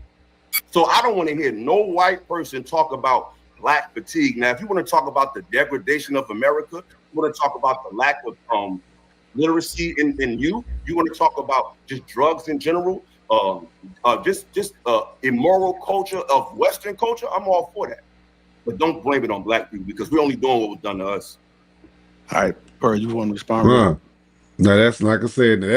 That's Illa point. This is why I said this should be Illa Super Bowl right here. This is when you gotta let Illa cook. You know, she probably don't know. Like, yeah, you jumped on the panel with the wrong one, sis. Pearly. Yeah, you know what I mean, spitting that shit. Quickly. Yeah, I had a question. How does this work? Am I able, when they're talking, can we go back and forth like a conversation, or that's not allowed here? I'm okay with either. I just wasn't positive. I mean, if you want to interject and if the person allows it, then that's fine. But if they say let me finish, then just allow them to finish. Then I'll just come back to you so you can respond. Yeah, because you was doing every person. Like everybody went their turn. He went in row. We could see the panels. He went one by one. It was my turn. Yeah. So. Again, I would say even in that interaction, I was very polite to you, where you automatically assumed the worst. So that kind of reiterates. Hold on. I was very nice to you in that interaction. You were trying to interrupt me. What? You just come out here victim first thing off the bat? You weren't nice. Nobody else interrupted anybody else before then. I ain't want to start all this, listen to all of them. I wanted to get to her foolishness. But nobody interrupted. Nobody interrupted dude. They just let you go. Now, y'all heard her, because it's like nobody just let you just go uninterrupted. Soon as he go, you want to interrupt, and then you want to say, I was nice to you, but you flipped it on. Ma'am, did you trying that white girl victim shit? Here we go. That kind of reiterates what I was talking about. The next argument I'm going to go through. So I'm going to. No, but what did I assume? I'm gonna keep going. That's gonna be gaslighting right there. So gaslight. Okay. Pretend you weren't doing what you did, which is totally fine. I'm a big girl, I can handle it. But no, you can. People love the black fatigue. Then you're saying you're blaming it on history. I just think goes back to white people are kind of tired of hearing excuses. Of course you are. Yeah, and it just. Of course you are, but why wouldn't you be tired of it? As an adult, you are responsible for your own behavior. So if you do something rude, or if you commit a crime, you are responsible. Nobody else is responsible for it. Absolutely. But that's not a black crime. It's not a black White issue. people commit more crime in this country than black people. So let's if we're gonna speak facts, let's really stop talk statistics and stop just blowing just saying out anything, because like Illa said, you're just black men are 20 you're not really spewing out any facts. Black men are because over 50%. No, let me black speak. men are 20 times more violent than white men. That's what I'm saying. You're showing. Oh man, y'all hear that stat? Black men are 20% more violent than white men. Now I don't know where in the world, but you know what? But these are some of the things they spit out. These are some of the things they spit out. Black men are 20% more violent than white men. You're showing. Hold on. She said interruptions. She should have started interrupting people, because we weren't interrupting nobody. But you want to interrupt, so now you're flowing off the flow of the flow, which is what they do in real life. Go off the flow of everything. Hold on, you guys. Hold on. She throwing up racist talking points. Hold on. Let's just do one at a time. Okay, I got the timer. We're gonna do 3 minutes and 50-second timer. Go ahead, let Pearl finish. Getting back to Illa. Illa just remain on silence until she finishes. Go ahead, Pearl. You're on mute. Let me take you off. Felonies. 51% of arrests for murder in 2019 were black. Black women are 7% of the population, 39% of abortions. Felony conviction rate for black individuals is 61%. Black people are 13% of the population, but are incarcerated 38% of the time. 48% of black adults are obese. 54% of black women are obese. What that got to do with any? Did she just have these stats ready? This is what get me to the point now. It's like, all right, that's my second question up here. Is Miss Pearly Things a white supremacist? She just had these stats at the ready just to go. Am I the only one seeing this? Like, oh shit, you just pulled up and you just rattled up a whole bunch of stats that ain't got nothing to do with, half of them ain't got nothing to do with the topic. But you just had them at the ready just to rattle them off because they negative stats. Now, a lot of them don't have anything to do with actual black fatigue and what you tired of. I guess you can say it does. Is 61%. Black people are 13%. Look, she's ready. For Watch murder this. in 2019 were black. Black women are 7% of the population, 39% of abortions. Felony Abortions. conviction rate for black individuals is 61%. Black people are 13% of the population, but are incarcerated 38% of the time. 48% of black adults are obese. 54% of black women are obese. 1 in 4 black children born in 1990 had an imprisoned parent by age 14. Yeah, so if you want facts, there are some facts. Go ahead.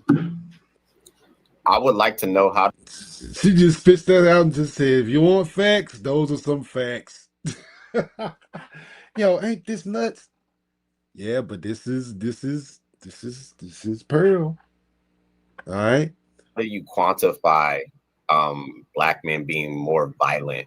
I think that there's statistics, but how do you go and measure that? Like, without just the numbers, how do we go through our daily lives and observing just reality that black men, just by default, just by being black, are more violent than all other males walking around? How do we quantify that? Sir, you can't quantify that. She just pulled it out her ass. Even if you looking at numbers, you can't, for the factors, everything, it's no way. You say, oh, they create more violent crimes. Well, shit. It's what you daggone take as violent. Because look, we already know is all you got to do is put grape back on the violent, and y'all easily just beat out every daggone number there is when it comes to violent crime, don't it? See, it's the way y'all classify things, and see, they know that. Gotta stop this. I would say number one, the data reflects it, and also my real lived experience. I would say that is what I have seen in real life. So, I haven't seen a black man be violent in my years of experience. So what are we talking about? Okay. It's 43 million black Americans that live on it, that live here. So your statistics are flawed, like all of the rest of YT statistics. How are they flawed? Because statistically, black men are not more violent than white men. They're It's 20. just not. That's just not a stated fact. They're 20. No. That's just Where are not a your stated facts? fact. Where are your They facts? literally colonized an entire civilization. White men are inherently violent, right? That's why we have all of this school stuff going on. We're not doing that. Do you feel safer in a white neighborhood or a black neighborhood? I feel more safer in a black neighborhood. Well, that's why I Oh, live in- you white neighborhood or black neighborhood? You remember I asked y'all this earlier. They gonna say, "Oh, do you feel more comfortable in the white neighborhood or black neighborhood?" You know, the first thought I thought of was like, y'all feel comfortable in the black neighborhood, don't you? You like the black neighborhood, don't you? Y'all be coming in gentrified, want to move in, then you start jogging. What you mean? It's the same thing. Y'all don't, also, I know you ain't saying y'all don't moving out shit. Like, whoa, time out. Let's not act like y'all don't come to the hood, start fixing them up. Soon as them houses get fixed up on the corner, man, they don't even get a sign on them for a month, and y'all already done jumped on it. If this was the case, gentrification would not be a thing. Y'all are there. Go. They'll build a nice townhouse, a nice big townhouse, a separate joint, 2-3 stories, paving in the front yard, put all that side up there. They put a for sale sign up there when them boys finish with it. Y'all jump on it so damn fast. Boy, it don't take long for them to sell their house. So don't act like y'all don't, the gentrification ain't real. Like y'all don't bring y'all bus right on to the black neighborhood where all the stuff happening at. So cut it out. We live in a white neighborhood, a black neighborhood. Y'all want to live in a black neighborhood. That's what it look like. Shit, them houses don't sit for long at all. That's why we have all of this school stuff going on. We're not doing that. Do you feel safer in a white neighborhood or a black neighborhood? I feel more safer in a black neighborhood. Well, that's why I live on property. God help you. Yeah, I do. I don't feel safe around white people. Like I'm scared of you right now. I'm afraid because it's because of the white fatigue. Oh, Because sister, don't say. to answer JR's question, I believe that black fatigue is the original answer. Sister, don't say you scared of. You ain't. Don't be scared of shit. I know what you mean though. I ain't scared of shit. And I believe that they try to flip it, just like they try to crowbar their way into using the N-word by trying to tell people that that's okay because they now want to say it. No, it's for us and it's by us. Y'all can't say that either. And y'all can't try to hijack a term that the professor wrote a book about it. You know what I'm saying? So it just goes to show the colonizer mindset that you guys have in your brain. Oh, so she said the professor wrote a book about it. Now she's applying that to the colonizer mindset.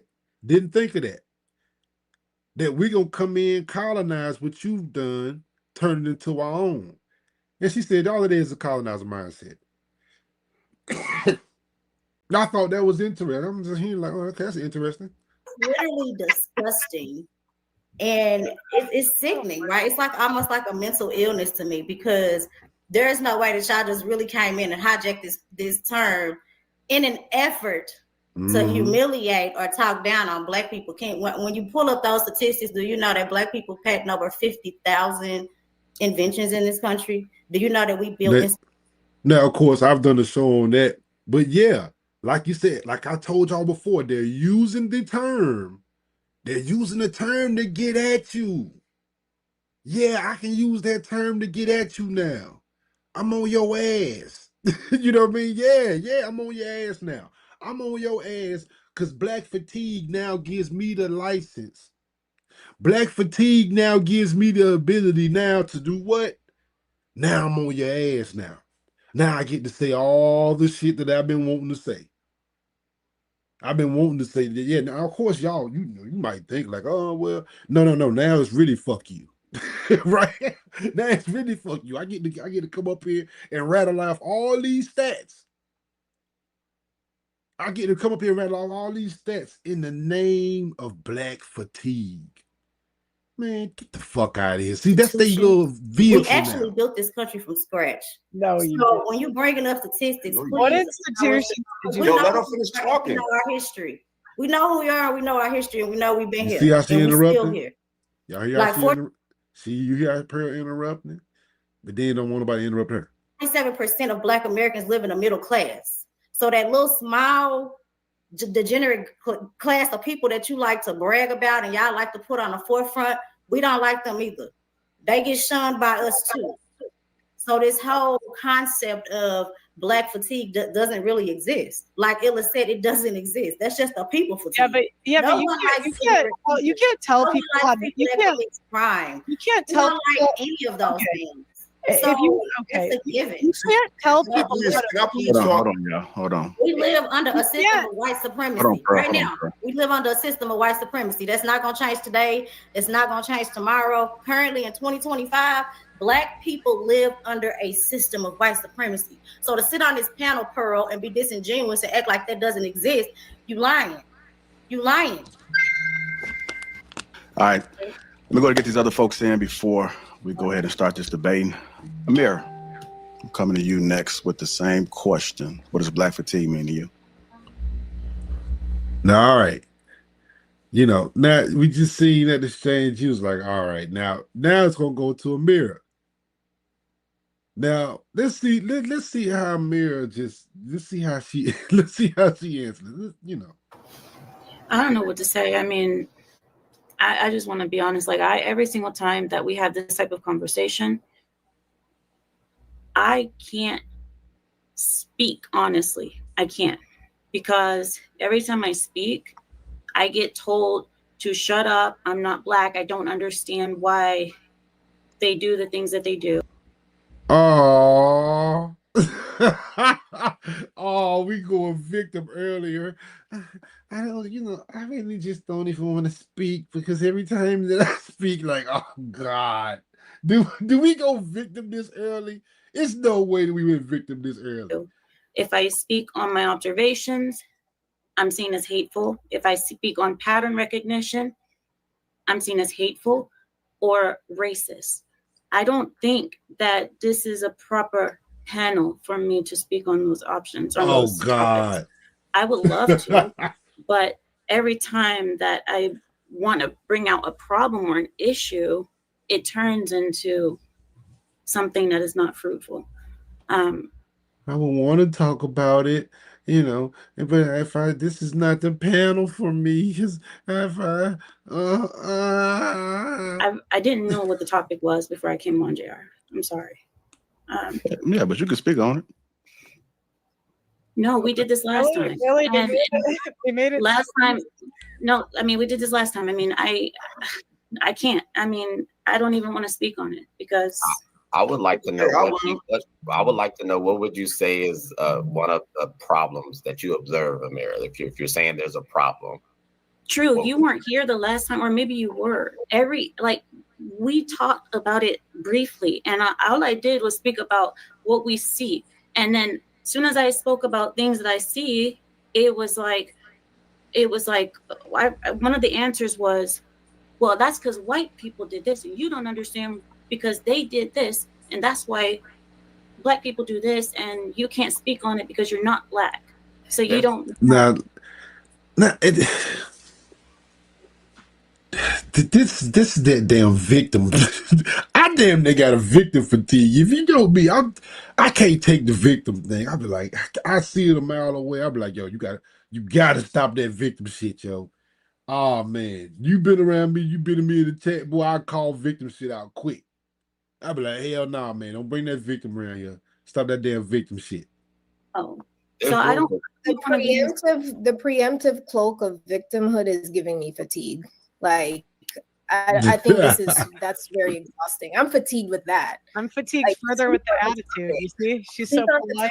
Attitude from the Black girl. I think she's not even giving you attitude, and Pretty can definitely give some attitude, and she ain't even giving it to you. But the fact that you're talking while they're talking, while the fact that you have an average, I could kill you easily with the stats and history, because this is the thing that's annoying me about you, because we all know that Black people have a lot of issues. We're from the hood. I'm from Newark, New Jersey. I live Be through honest it. about it. Then Can why I don't we finish be talking, please? This is you're expressing why we're upset because the fact that you think that you're a white woman with 2 million subscribers coming to a black channel, you think that we're supposed to bow to you as you think that you're the face of intelligence on this panel, but you're not. We're gonna let you talk, sweetheart. Just wait. So what I'm saying is, white folks, we all know black people have a lot of issues. It's given. I grew up in the inner city. I've seen the dangers of gangs. I've seen the drama of single parent households. It's not nothing to be proud of. It's terrible. But everything has a chronological order. And one thing about being an American, America loves and values and cherishes history. This country values history. They remind you all the time about the Civil War. They remind you all the time about the Gettysburg Address. They remind you all the time about how this country was founded and how the great forefathers of the past, all cultures venerate their history. So let's not pretend that history has no place on the current time. There's a difference between making excuses and saying how things came about. You build a house, you build your foundation, then you build the walls. It's a chronological order, then you have a house. Black people in this country have been attacked when they behave their best. So for you to make claims as if our behavior is a direct correlation with how we're treated by Europeans, there's no precedence for that. Because we have proof that when we did behave a certain way, when we did carry ourselves at the highest levels of civility, we were just not disagreed with, not ostracized, murdered. So if we were murdered when we behaved at our best, that's evidence that our behavior is not what dictates the negative response from Europeans. But you want to talk about numbers, so I'm gonna read some to you. Hey, you got to wrap it up. Oh, hold on. I gotta stop right there because Illa cooking. That's a good point. So when you talk about black fatigue, it's like, yeah, Illa whole point is it's never about any behavior with y'all. I don't want to hear about no black fatigue. It's not about behavior with you. It's not about behavior with you. You don't care whether, because when we acted our best is when you was acting your worst. So we don't want to hear about behavior. And see, it's like, yeah, now my thing is this. Illa just getting warmed up. Because I understand at the time of going off, JR, but hey, Illa about to get into something real important and you got to let them cook through this right here. From Europeans, but you want to talk about numbers, so I'm gonna read some to you. Some Hold numbers. on, I just want to read this real quick, JR. These, because she loved to bring up numbers. These are stats from sexual abuse offenses. 93.5% of individuals sentenced for sexual abuses were men. 55.1% were white.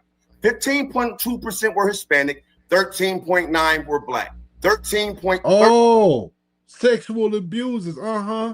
Hey, why don't y'all never talk about what's going on in y'all community? Why you always coming over here to us talking about black on black crime? Shouldn't you be somewhere talking about what's going on over there? The sexual deviancy over there in that community, in your community? But yeah, you coming over here speaking on us and speaking to us, right? Don't you got somewhere to be? 13% were Native American and 2.8% were other races. 67% of individual cases involving production of child pornography were white. 55%. No. Pearl, don't interrupt, sweetheart. Do not interrupt. You see what's going on here? No. Let's talk about some numbers. You wanted to jag some numbers out here. Let's talk about some numbers, sweetheart. Okay?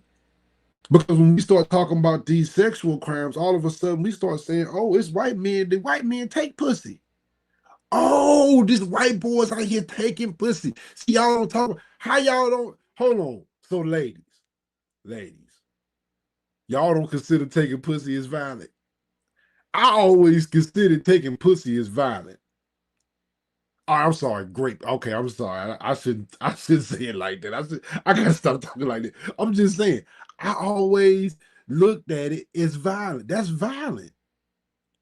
That's not anything. That's not. You be like, oh, well, that we don't classify that as violent crime. No, I thought you classify grape and taking box is a violent crime. I always thought of that as a violent crime. Like I don't understand how we don't consider that as violent crimes. It's certain things like pedophilia. I don't see how we don't consider that as violent crimes. That's just me.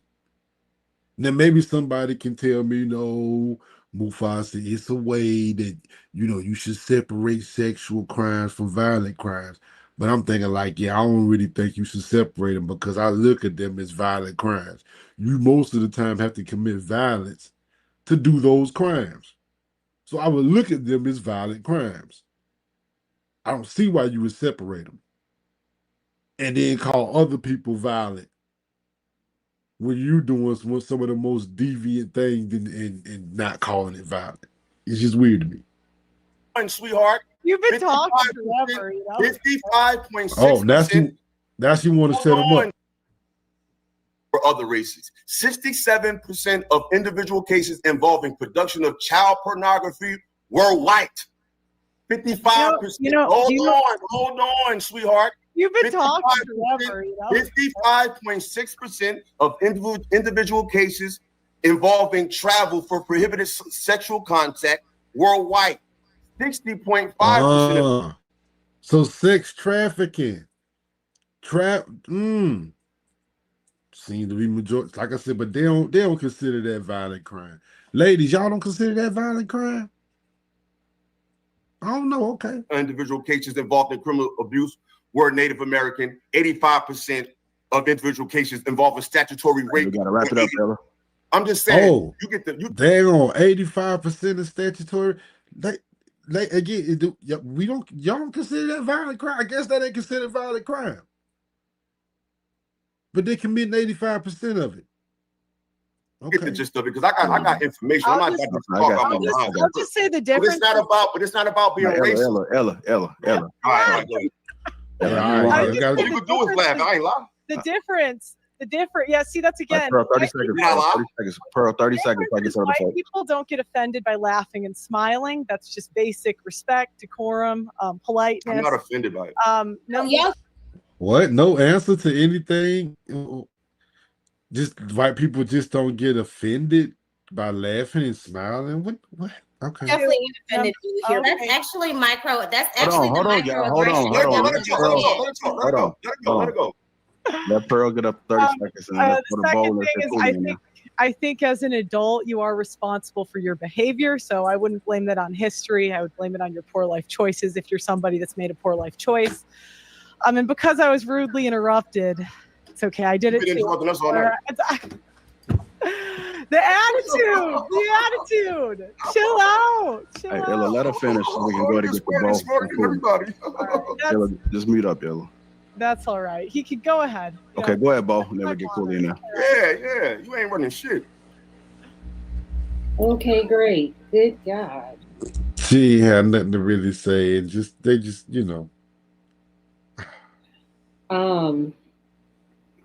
So now I forgot the question. Oh, how do I feel about the word black fatigue? So when I hear it, I just hear literally my entire existence.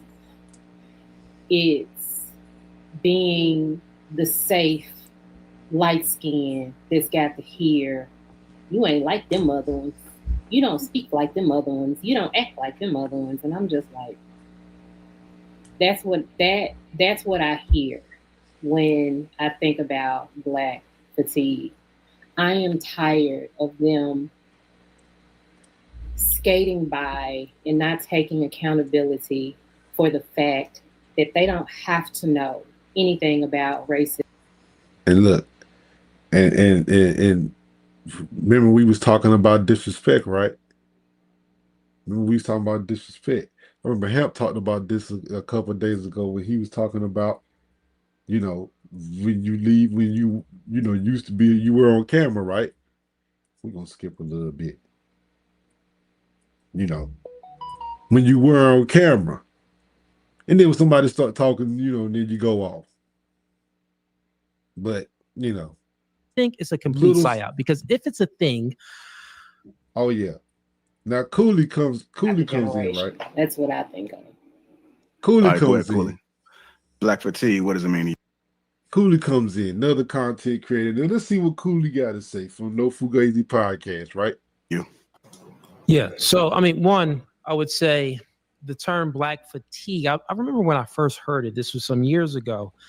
It is a term that was, psyoped by white conservatives, just like the word woke. Black people use that term as far as, oh, man, you woke, man.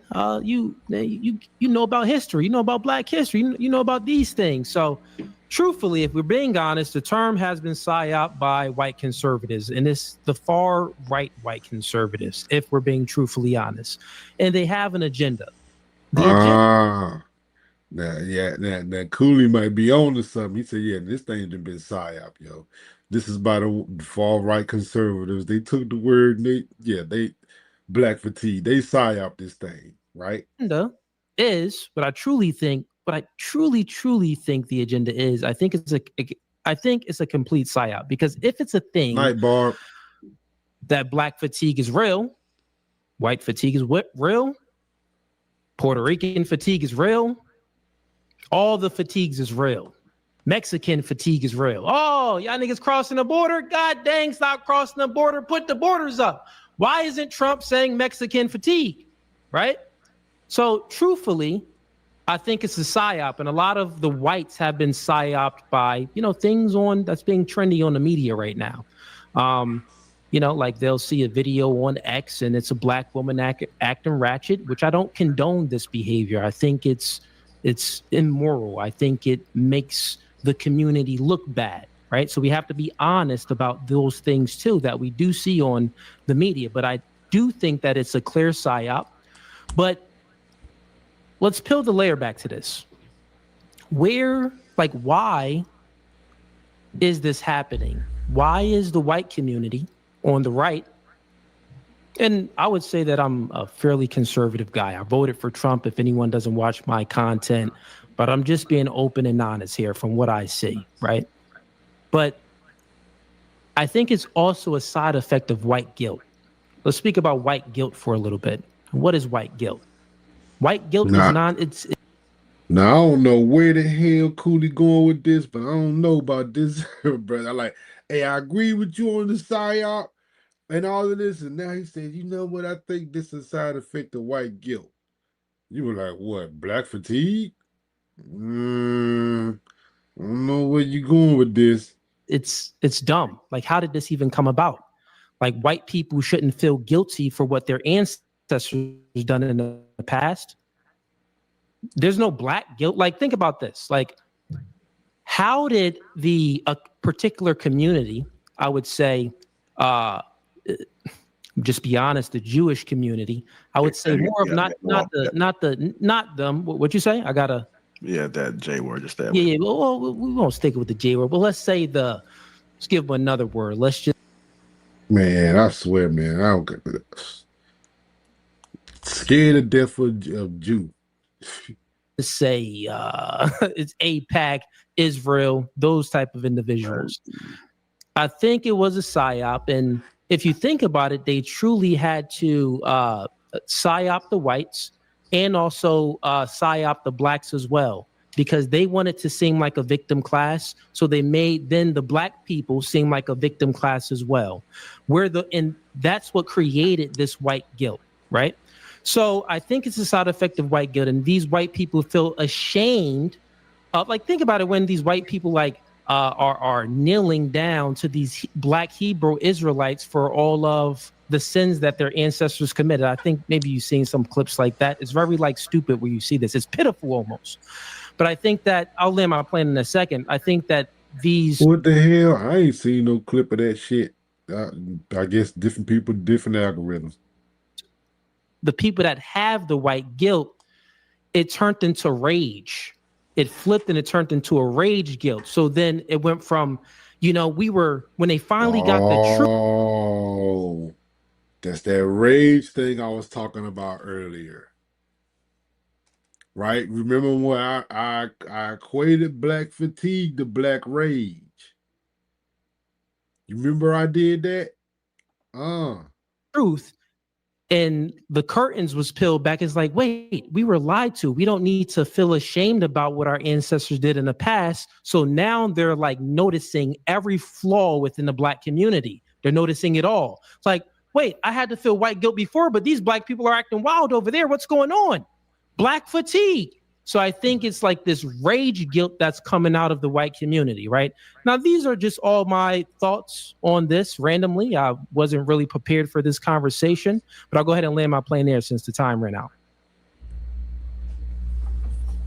All right, would anybody like to respond to Cooley? Or Yep. Pearl? Yeah, his girl I would white. say that it's really not a social media thing. White people get fatigued from Black people's behavior in real life. I could give some personal examples. For example, I was in an office. It was all white. The one Black guy that worked there decided we were in a sales job. Instead of calling the customers, he was going to call fax lines. So it would register as if he was calling people, but there was no one on the other end. Hiring a Black. What kind of example is that, man? What kind of example is that? Oh, where he was calling fax lines instead of regular, huh? That sounds like regular job shit, man. Black person having them steal from me. My parents live in an all-white neighborhood. A Black family moves in. There's a literal murder. Swear to God, 2 doors down from where my parents live. So, in my experience, and I think white people really, and you guys aren't going to believe this, but I don't think really white people are taught to see race or care about it or talk about it. But then I know you're not going to believe it, but I'm telling you, we don't care. Pearl, question for you. And then I'll finish, and then you can go. Y'all believe that? Y'all believe that whites are taught to see or think or talk about race? She says they aren't. We don't think about race. That's y'all. And then real life happens, and Black people take advantage of white people's kindness, and then that's how we're here. Hey, Pearl, quick question for you. Do you think that it's like Black fatigue and the things that you experience? Do you think that it's something that's unique to white people? Like, do you not think that Black people feel a fatigue about whites or other races and things, or do you think that it's specifically unique to Black people? I think white woman fatigue is real. I'd actually agree with you on that. Like Karens, I would totally agree. God, there's a lot of people tired of Karens. But no, I would say if Black people were that fatigued with white people, every time they get money, they move into our neighborhoods. So I think it's our neighborhoods. One second. I think it's interesting, right? Like when we talk about Black fatigue. Once again, I told you about the gentrification thing. She keep talking about they moved to our neighborhood. Y'all moved to our neighborhoods. What's your point? Or white fatigue, whatever that means. The fact that our children in schools now have to do mass shooter drills instead of tornado drills causes me to have white fatigue. Well, do you know the issue? Damn, let her finish. Well, there's a. Hold on, let her finish. They don't like that. The entire structure of how we prep our children in schools, because the majority of them are white people. That gives me fatigue a little bit, Makes me want to homeschool. The issue with that stat is that it's true. The issue with that statistic is it's true and it's riling you up and it's making you turn into a tomato. Come on down, let me finish. Be feminine. Okay, but be feminine. Let me. That's a good one. She says riling you up. It's turning you into a tomato, Be feminine. Then you supposed to be a feminine coach. Be feminine. Femininity. Come on. My God. Okay. Anyways, so the fact that we have had to hide our animals because y'all just love to screw them, right? Like bestiality. Oh. Y'all take over that, right? Like y'all just. That's another one. That's another one. I mean, since we do per capita, let's do per capita. Bestiality. Yeah, she got a point. Out here with the animals, okay? Like somebody needs to talk to you guys about that. The fact that you guys have had a 400+ year head start and are still the main ones on government assistance. Let's talk about West Virginia, right? Mm-hmm. And how that entire state is struggling because they were the only ones on Medicare Plus. So we're not going to sit here and act like the entire country, taxpaying citizens, parents, right, of children who are going to public schools don't have white fatigue about the entire structure of our country having had to change because white people cannot seem to take advantage of this 400-year head start that you guys have been given. I would be fatigued as well. I was watching a video, my personal experience. I was watching a video the other day where there was a group of poor whites standing up, pissed off because there was an immigrant driving a Lexus. They're like, look at him driving a Lexus. He just got here 3 years ago and we are still in our hoopties. Yeah, I would be pissed off too. I would be mad that somehow I've had this much of a head start, and yet whenever you see a Black and brown person somehow catch up to you and pass you while your entire family is sharing just one set of dentures, you get pissed off. Like you get pissed off. I understand it. But I just need y'all to relax a little bit and understand that that fatigue goes both ways, my love. If we're being honest too, we have to be honest and truly honest. If we look at the Black community, one of the real problems with the Black community is the lack of fatherhood in the community. And one can only say when you Cooley, what's the point of saying that? What the hell does that got to do with daggone Black fatigue? Cooley, where are you going, brother? Why are you bringing up Black fathers? This is we talking about Black fatigue right now, and what we tired of. tend to think about this. Well, why don't they have any fathers in the house? If you look in the 50s, actually, there were more Black fathers in the house, where I think that it was more white fathers. I think there was more Black fathers in the household than there were more white fathers. Where we going? Per capita is what I mean. So, like, if you look at things, the side effects of, single mothers raising the children, we know that they lead to juvenile delinquents. They lead to a lot of gang violence and a lot of things like that. And if we look at the ideology of things, because I always like to say influence creates thinking and thinking creates behavior. So, what ideology did the Black woman adopt? They adopted the liberal white woman's ideology to be independent of a man. Feminism started from the liberal white woman. They want to be independent from the man. They want to be equal to the man. They want all. So Black fatigue comes from feminism? Y'all tie everything back to feminism. All of the same rights and opportunities as a man. So if we're being truly, truly honest here, and we're speaking about Black fatigue, the reason why y'all white people is upset is because of the ideology that the ideology that came from the white woman that the Black woman adopted, and this is why they got rid of the man and married the government and got on SNAP benefits. That's where most of the problems are coming from. So I'll lay my plane there. Well, what did that have to do with Black fatigue? What did that have to do with anything? You just went on a diatribe about going back to the 50s, and it was the men were in the home, and the women got out the home, and the family broke up, and she on welfare. Like, hold on, what? You just threw that in there. Why did you just throw that in there? God dang. So I'd like to start with the school shooter stat. That's not accurate because on the south side of Chicago, the issue is the way they like capture the stats. There's a lot of school shootings that aren't included because it's like a certain number that has to die. If it's over a certain number, it's not included in the stats. Wow. Outside of if Chicago. you go into the south. Pearl. That's mass shooting. That ain't school. See, I've listened to y'all enough to know that's exact. Any shooting that have even happened anywhere around the school zone, any school, anyway, is classified as a school shooter. Mass shooting is where you have to have a certain amount of people to die before you. Pearl, what are you talking about? What are you talking about? School shooting is pretty simple. Happen in the school or around the school. Targeting kids. We know what school shooting is. It ain't got nothing to do with a certain amount of people that gotta die first. You tried it. That was cute. The way they like capture the stats. There's a lot of school shootings that aren't included because it's like a certain number that has to die. If it's over a certain number, it's not included in the stats. Outside of Chicago.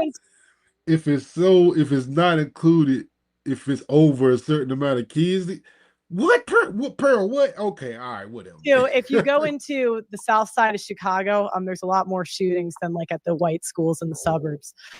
Majority white, obviously. There's no rule or anything. Hold on, okay. what? Yo, nah, bro. Nah, bro. See, he ain't gonna let you do that. If you go to the south side of Chicago, it's a lot more shooters than in the suburbs. No, it's not. No, it ain't. A lot of times, look, them jokers be out there shooting. It don't be in the school zone. You'll be shocked. When the last time they had an actual school shooting in Chicago? That means somebody in the school firing. And let me guess. You want to count the kids? Oh, you want to count the kids with guns, not the crazy old white men coming in there with guns. Oh, that's what we doing? Pearl, tricky Pearl. We gonna count them kids versus the old white men coming in there killing the elementary kids. We gonna talk about, it's a lot of school shooters because you got the black kids, 16, 17-year-olds running with guns. That's tricky. I like how you did that. Next, I don't think Black people are really aware of how unlikable and how much attitude you guys have a lot of the time, even on this panel, pretty intellectual, pretty bad attitude. I told you, look, most Black fatigue is just a way for them to talk shit. I don't like y'all. You know what I mean? I don't like y'all. Look, this is what it is. Dude, I don't really have that as much with the white women on my shows, although I am also tired of white liberal women. You have no argument with me on that, except that I still don't really like blaming a group of people's behavior on someone else. You are responsible for your own actions as an adult, but I do agree that white women are annoying. You will gaslight us and pretend that white people have the same issues, but in real life, I've lived in mostly Black communities and mostly white communities. And when I was in a white community, there's a lot of issues that I did not see that I did see when I was in a Black community. You can get mad and get angry at that, but when I was in the Black community, I would see people shoplifting. I never saw that in 20 years of living in a white community. Things like that. What? So again, you can gaslight white people and say it doesn't exist or we're making it up. But at the end of the day, we do believe what we see with our eyes. And the other thing is, you said white women and bestiality or something with dogs. The difference is we don't get triggered. So if you say, white women are weird with their dogs, I would agree. So real quick, let me ask Pearl one question. Hey, Pearl, question for you. So do you think where do you think like crime would happen in a rich, speaking of white people, right? A rich, like say they're making Cooley. a wealthy white family. Am I muted or no? No, we can hear you. Go ahead. I just want to say. Yeah. Because things like, these Black people, I never seen people shoplift like, Pearl, you sound like a white supremacist. I don't know. Is she? No. I mean, I don't know. Where you're going with this? I'm gonna just drop in one stat, but white people commit the most white collar crimes. So for her to get on this panel and say they don't steal, they steal. I work with them. They steal a lot. Okay, I've been in corporate America. I would agree with you. I would agree. Why can't we have a conversation about Black crime without bringing up white people? Yeah. Are you serious? I wouldn't disagree. I wouldn't disagree. But the challenge Would that be considered white fatigue? You said something about white people. I would say I am fatigued with some stuff with white people. No, so you're gonna come to a Black panel to talk about Black crime and Black shit that Black people do, and then when they say, "Well, hold on, there's some shit that white people do too. Let's talk about some of the shit that Black people do." Oh, why would we talk about Black stuff? We talk because your white ass is here. That's why we talking about some shit that white folks do. Before you come down here pointing the finger at us, let's point the finger at you. Your white ass is here. That's why we doing it. No, but is white fatigue a thing? White women transitioning their kids, that's really annoying. I'm like, why are we doing that, ladies? But I'm not going to get triggered and pretend it doesn't happen. The difference is when I say a stat that's negative about Black people, you guys gaslight me and pretend it's not real. We're not gaslighting. We didn't deny. And you interrupt them as soon as they start talking about stats on white people. You start going, he hard. No. It's just his turn. JR, stop him. That's what you do as soon as they start talking about white stats. But go ahead, Cooley. Go ahead, Cooley. Yeah, I just want to ask a question because I just experience, like I said, and it's 43 million of us. So it just sounds disingenuous and illiterate. It doesn't sound smart for you to say the 20 black people I've encountered, I've had these experiences because I grew up in a predominantly black than that. And I can tell you my credential. I've interviewed, and no white people. Cool. Let's go and let Cooley I mean, if we're being honest, we got to be honest about black people too. The thing is, the black community we've been hearing it. Like I've been hearing black people need to get themselves together and pull themselves up by their bootstraps since I was a youngin. So we've always heard this from white people. It's nothing new to us. No. But I do think that black people, there are a lot of effeminate people in black culture, and we need to get away with that. We need a patriarch in the home. But the question that I was posing to you, because what the hell is Cooley? Cooley, stay on topic, man. The hell Cooley talking about, man? Cooley getting to talking, he all off. Like, what the hell are you talking about, man? I just want to get to your thinking. So if there's a wealthy, where do you think more crime would happen? In a wealthy white neighborhood or in like a trailer park white neighborhood? Where do you think more crime would happen? Probably in the trailer park neighborhood. In a trailer park, right? Yeah. Now, when you're speaking about, now let's go to black people. If you looking at a wealthy black family or the hood black family, where do you think more crime would happen? Do you know what? It would probably be in the hood, but from my personal experience, even when black people move into white neighborhoods, just terrible. A lot of time. No, I'm being for real. You know, I lived in. I mean, even when black people just moving out of neighborhoods, they just, I mean, hey, it's Miss Pearly Thing a white supremacist, man. What y'all think? I don't know at this point. She damn sure making her case strong. But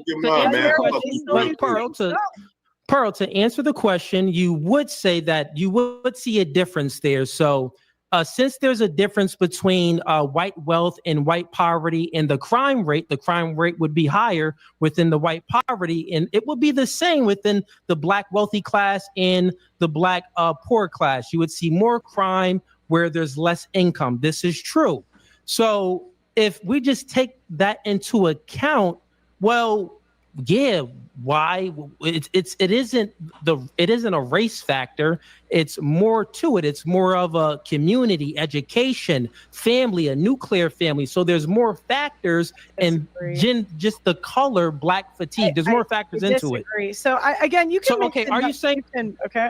Then there's an ethnicity thing that's unique to black people? Yeah, I would say. Oh, so this, and like I said, this is why I let Cooley keep go. We let Cooley keep going. You know, it's just because it's like he's saying no, it's more factors than that.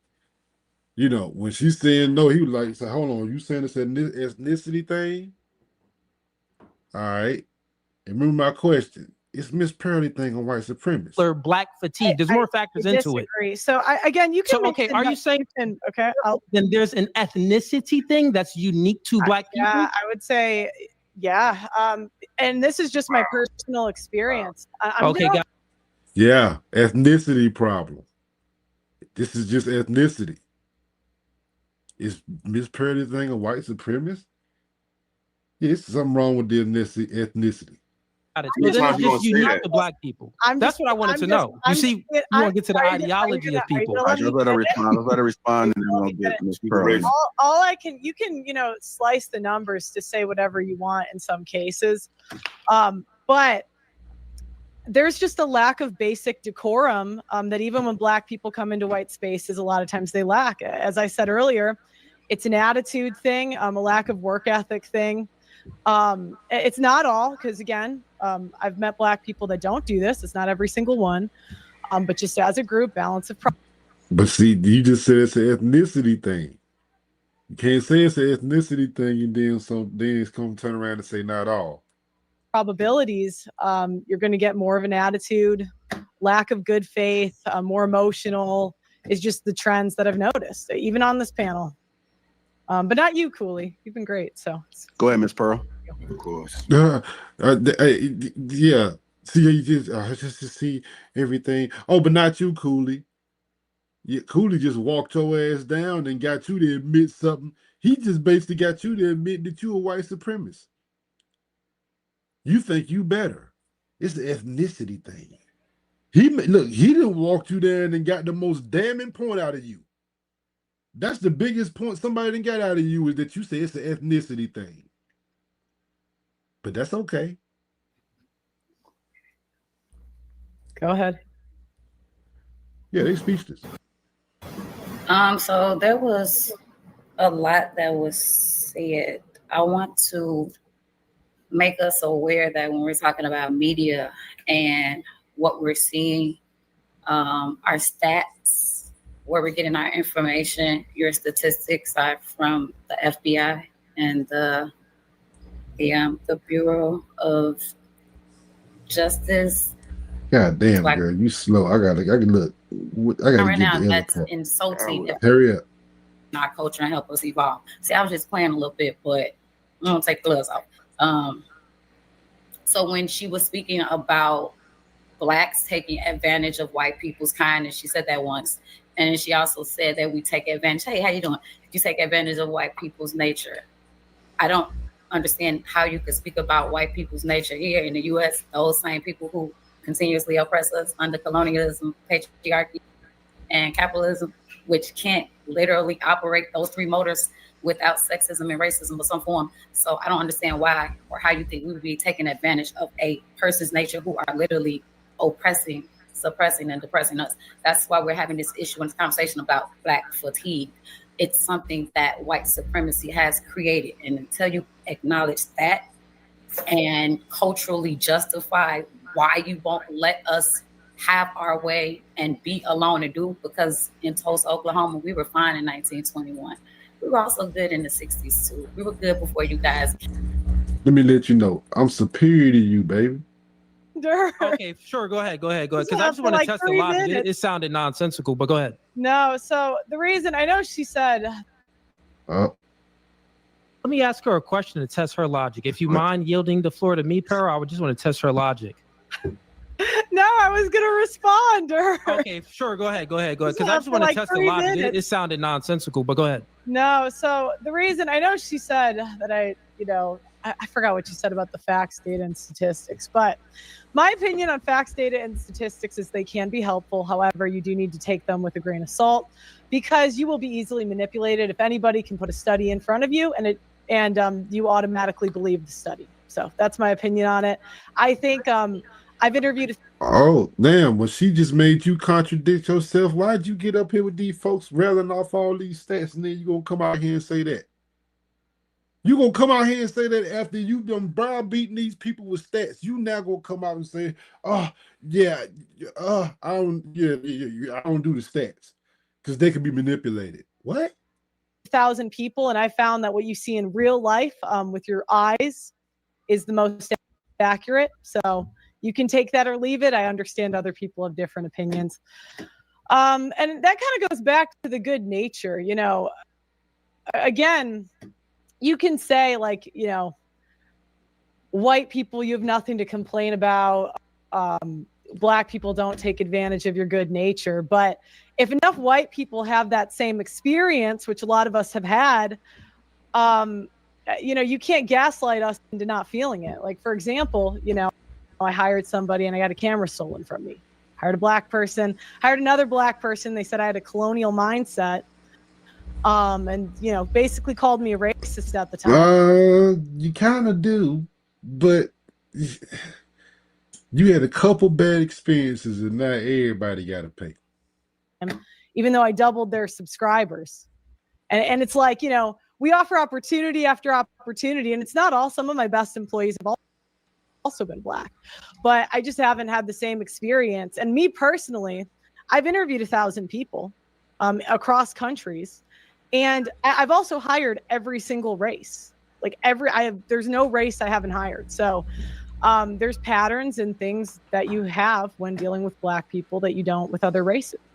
And, you can pretend it's not real, but our real life experience is gonna keep fatiguing. So yeah, you've spoken on nothing but your personal experience this entire time. Yeah, I don't. Yourself. Facts. And we don't talk about personal experiences I mean, think about that. This is my experience with black people. on this You know. panel. Yeah, So the more and True more in you there. Go ahead, talk, True. what you think? And then what Cooley wanted to ask.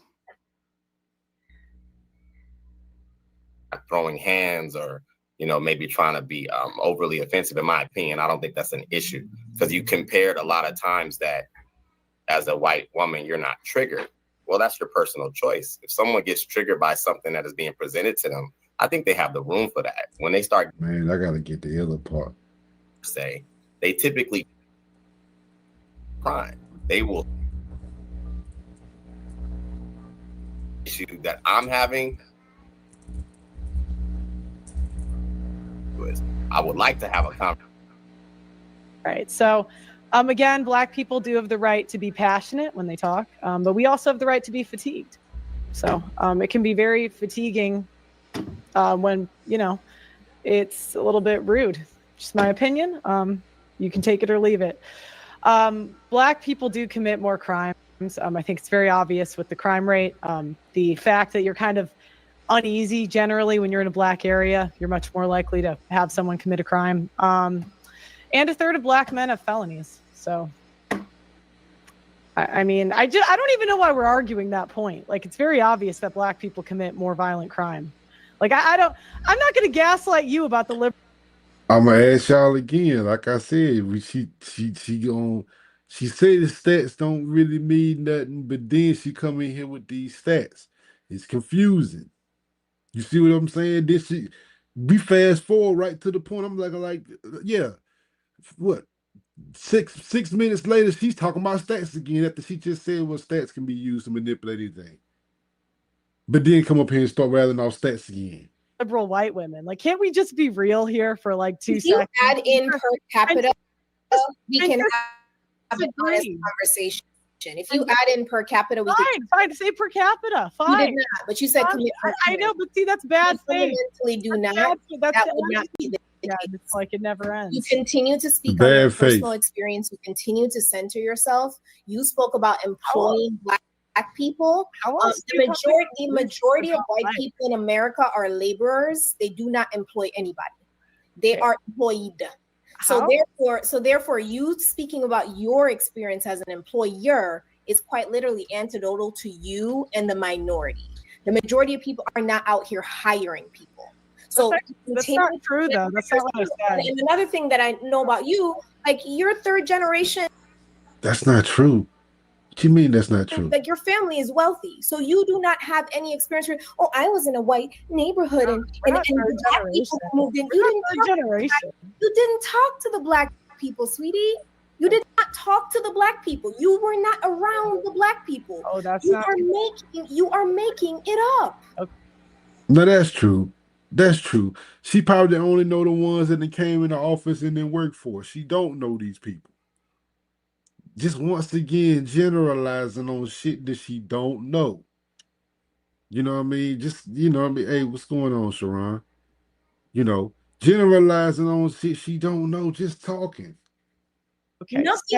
So that's why it's hard to listen to you, because I would like you to say something that's founded in fact and not just your feelings. I do understand, like, you want to embody the ideology of a feminine woman, but please try to practice some stoicism and speak on some kind of facts. Like, use some numbers. You threw out a bunch of statistics from the FBI, then turned around and said, I don't trust statistics, and then spoke specifically about your experience as soon as your statistics from the FBI was debunked. So, like, what we're seeing here is that you're pivoting and you're continuously trying to do this to move us from the point of the argument. But the point of the argument is Black fatigue based in something more than just Pearly Things experience. Well, it wouldn't just be my experience. God damn. Getting cooked. Getting cooked. Came over here and getting cooked. Because there's a ton of people online talking about theirs too. Ton of white people are talking about their experience with Black people. This is not just me. Yeah, and you're all wrong. Like I said, this is why I started off the episode the way I did. started this whole thing off to let you know all of your dumb asses is wrong. Every last one of you. You all stole the term from a black woman. And you flipped it around when the term originally meant tired of the system, and to say, yeah, we tired of you niggas. Co-opted. I don't really understand that. But Pearl, real quick, by that logic, we have to say that there's a ton of black people speaking about all this systematic oppression and everything from white people. Cooley. I gotta finish Cooley. Just logic. But you just interrupted everybody on the panel, though. Because everyone's talking to me. So we're talking about a topic. Hold on, y'all. That's fair. Yeah, let her land her plane. That's my mistake. Go ahead, Pearl. See, God, I see. I kind of forgot. So this is why I try to keep going. But wait, hold on. I forgot what you said. Sorry. Yeah. Please. Yeah, I'm trying to. I'll try. Okay. I'm gonna go ahead and switch it up a little bit. How much of today's behavior comes from history, like slavery and Jim Crow?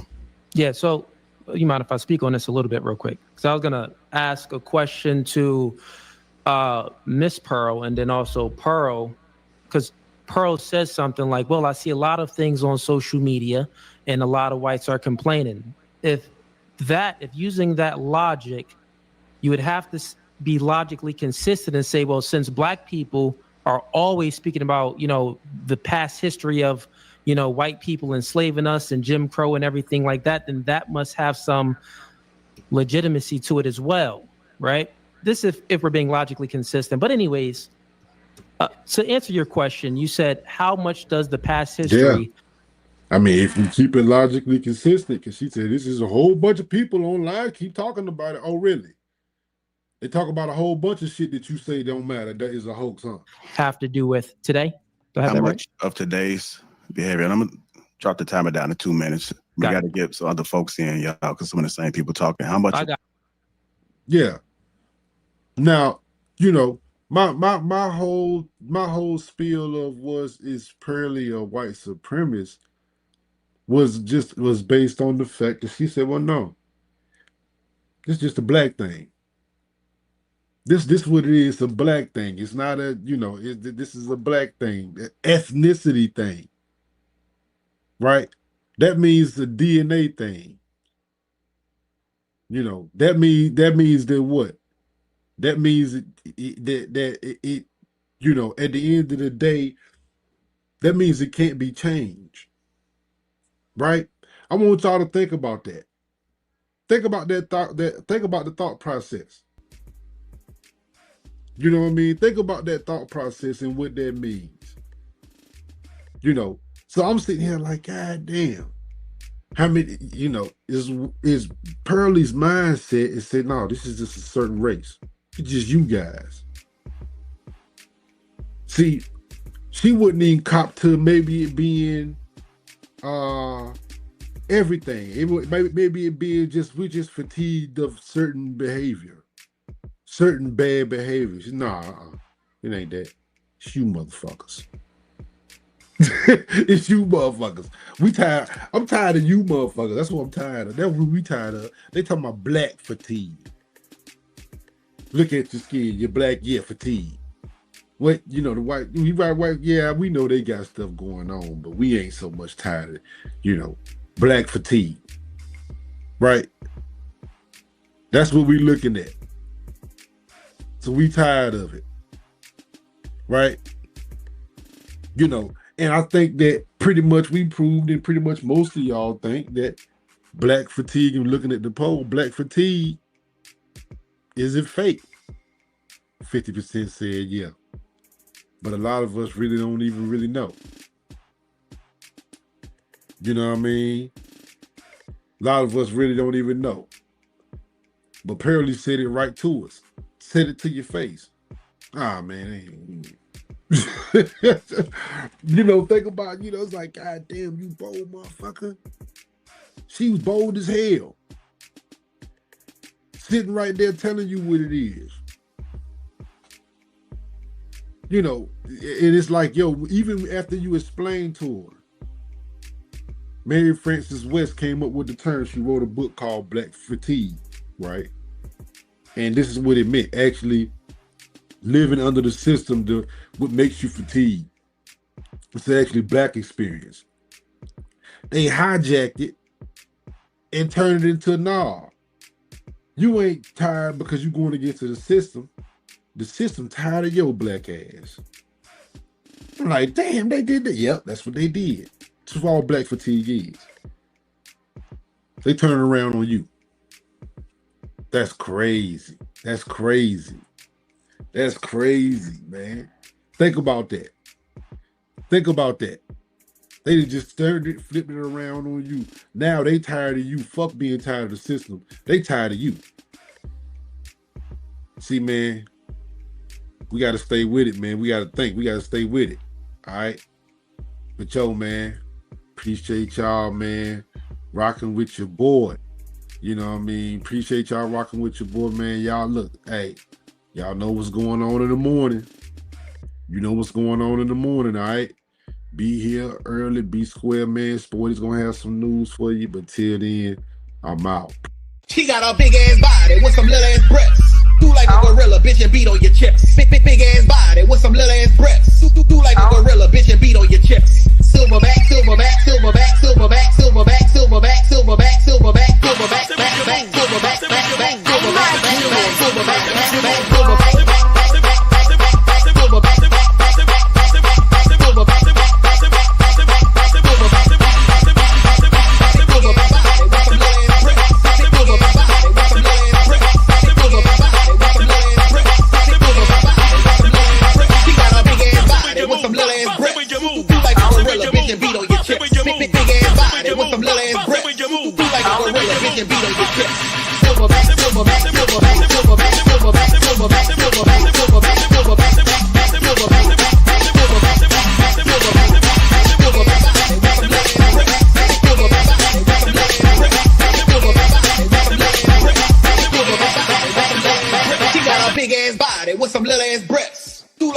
Bitch and beat on your chest. Silverback, silverback, silverback. Wait.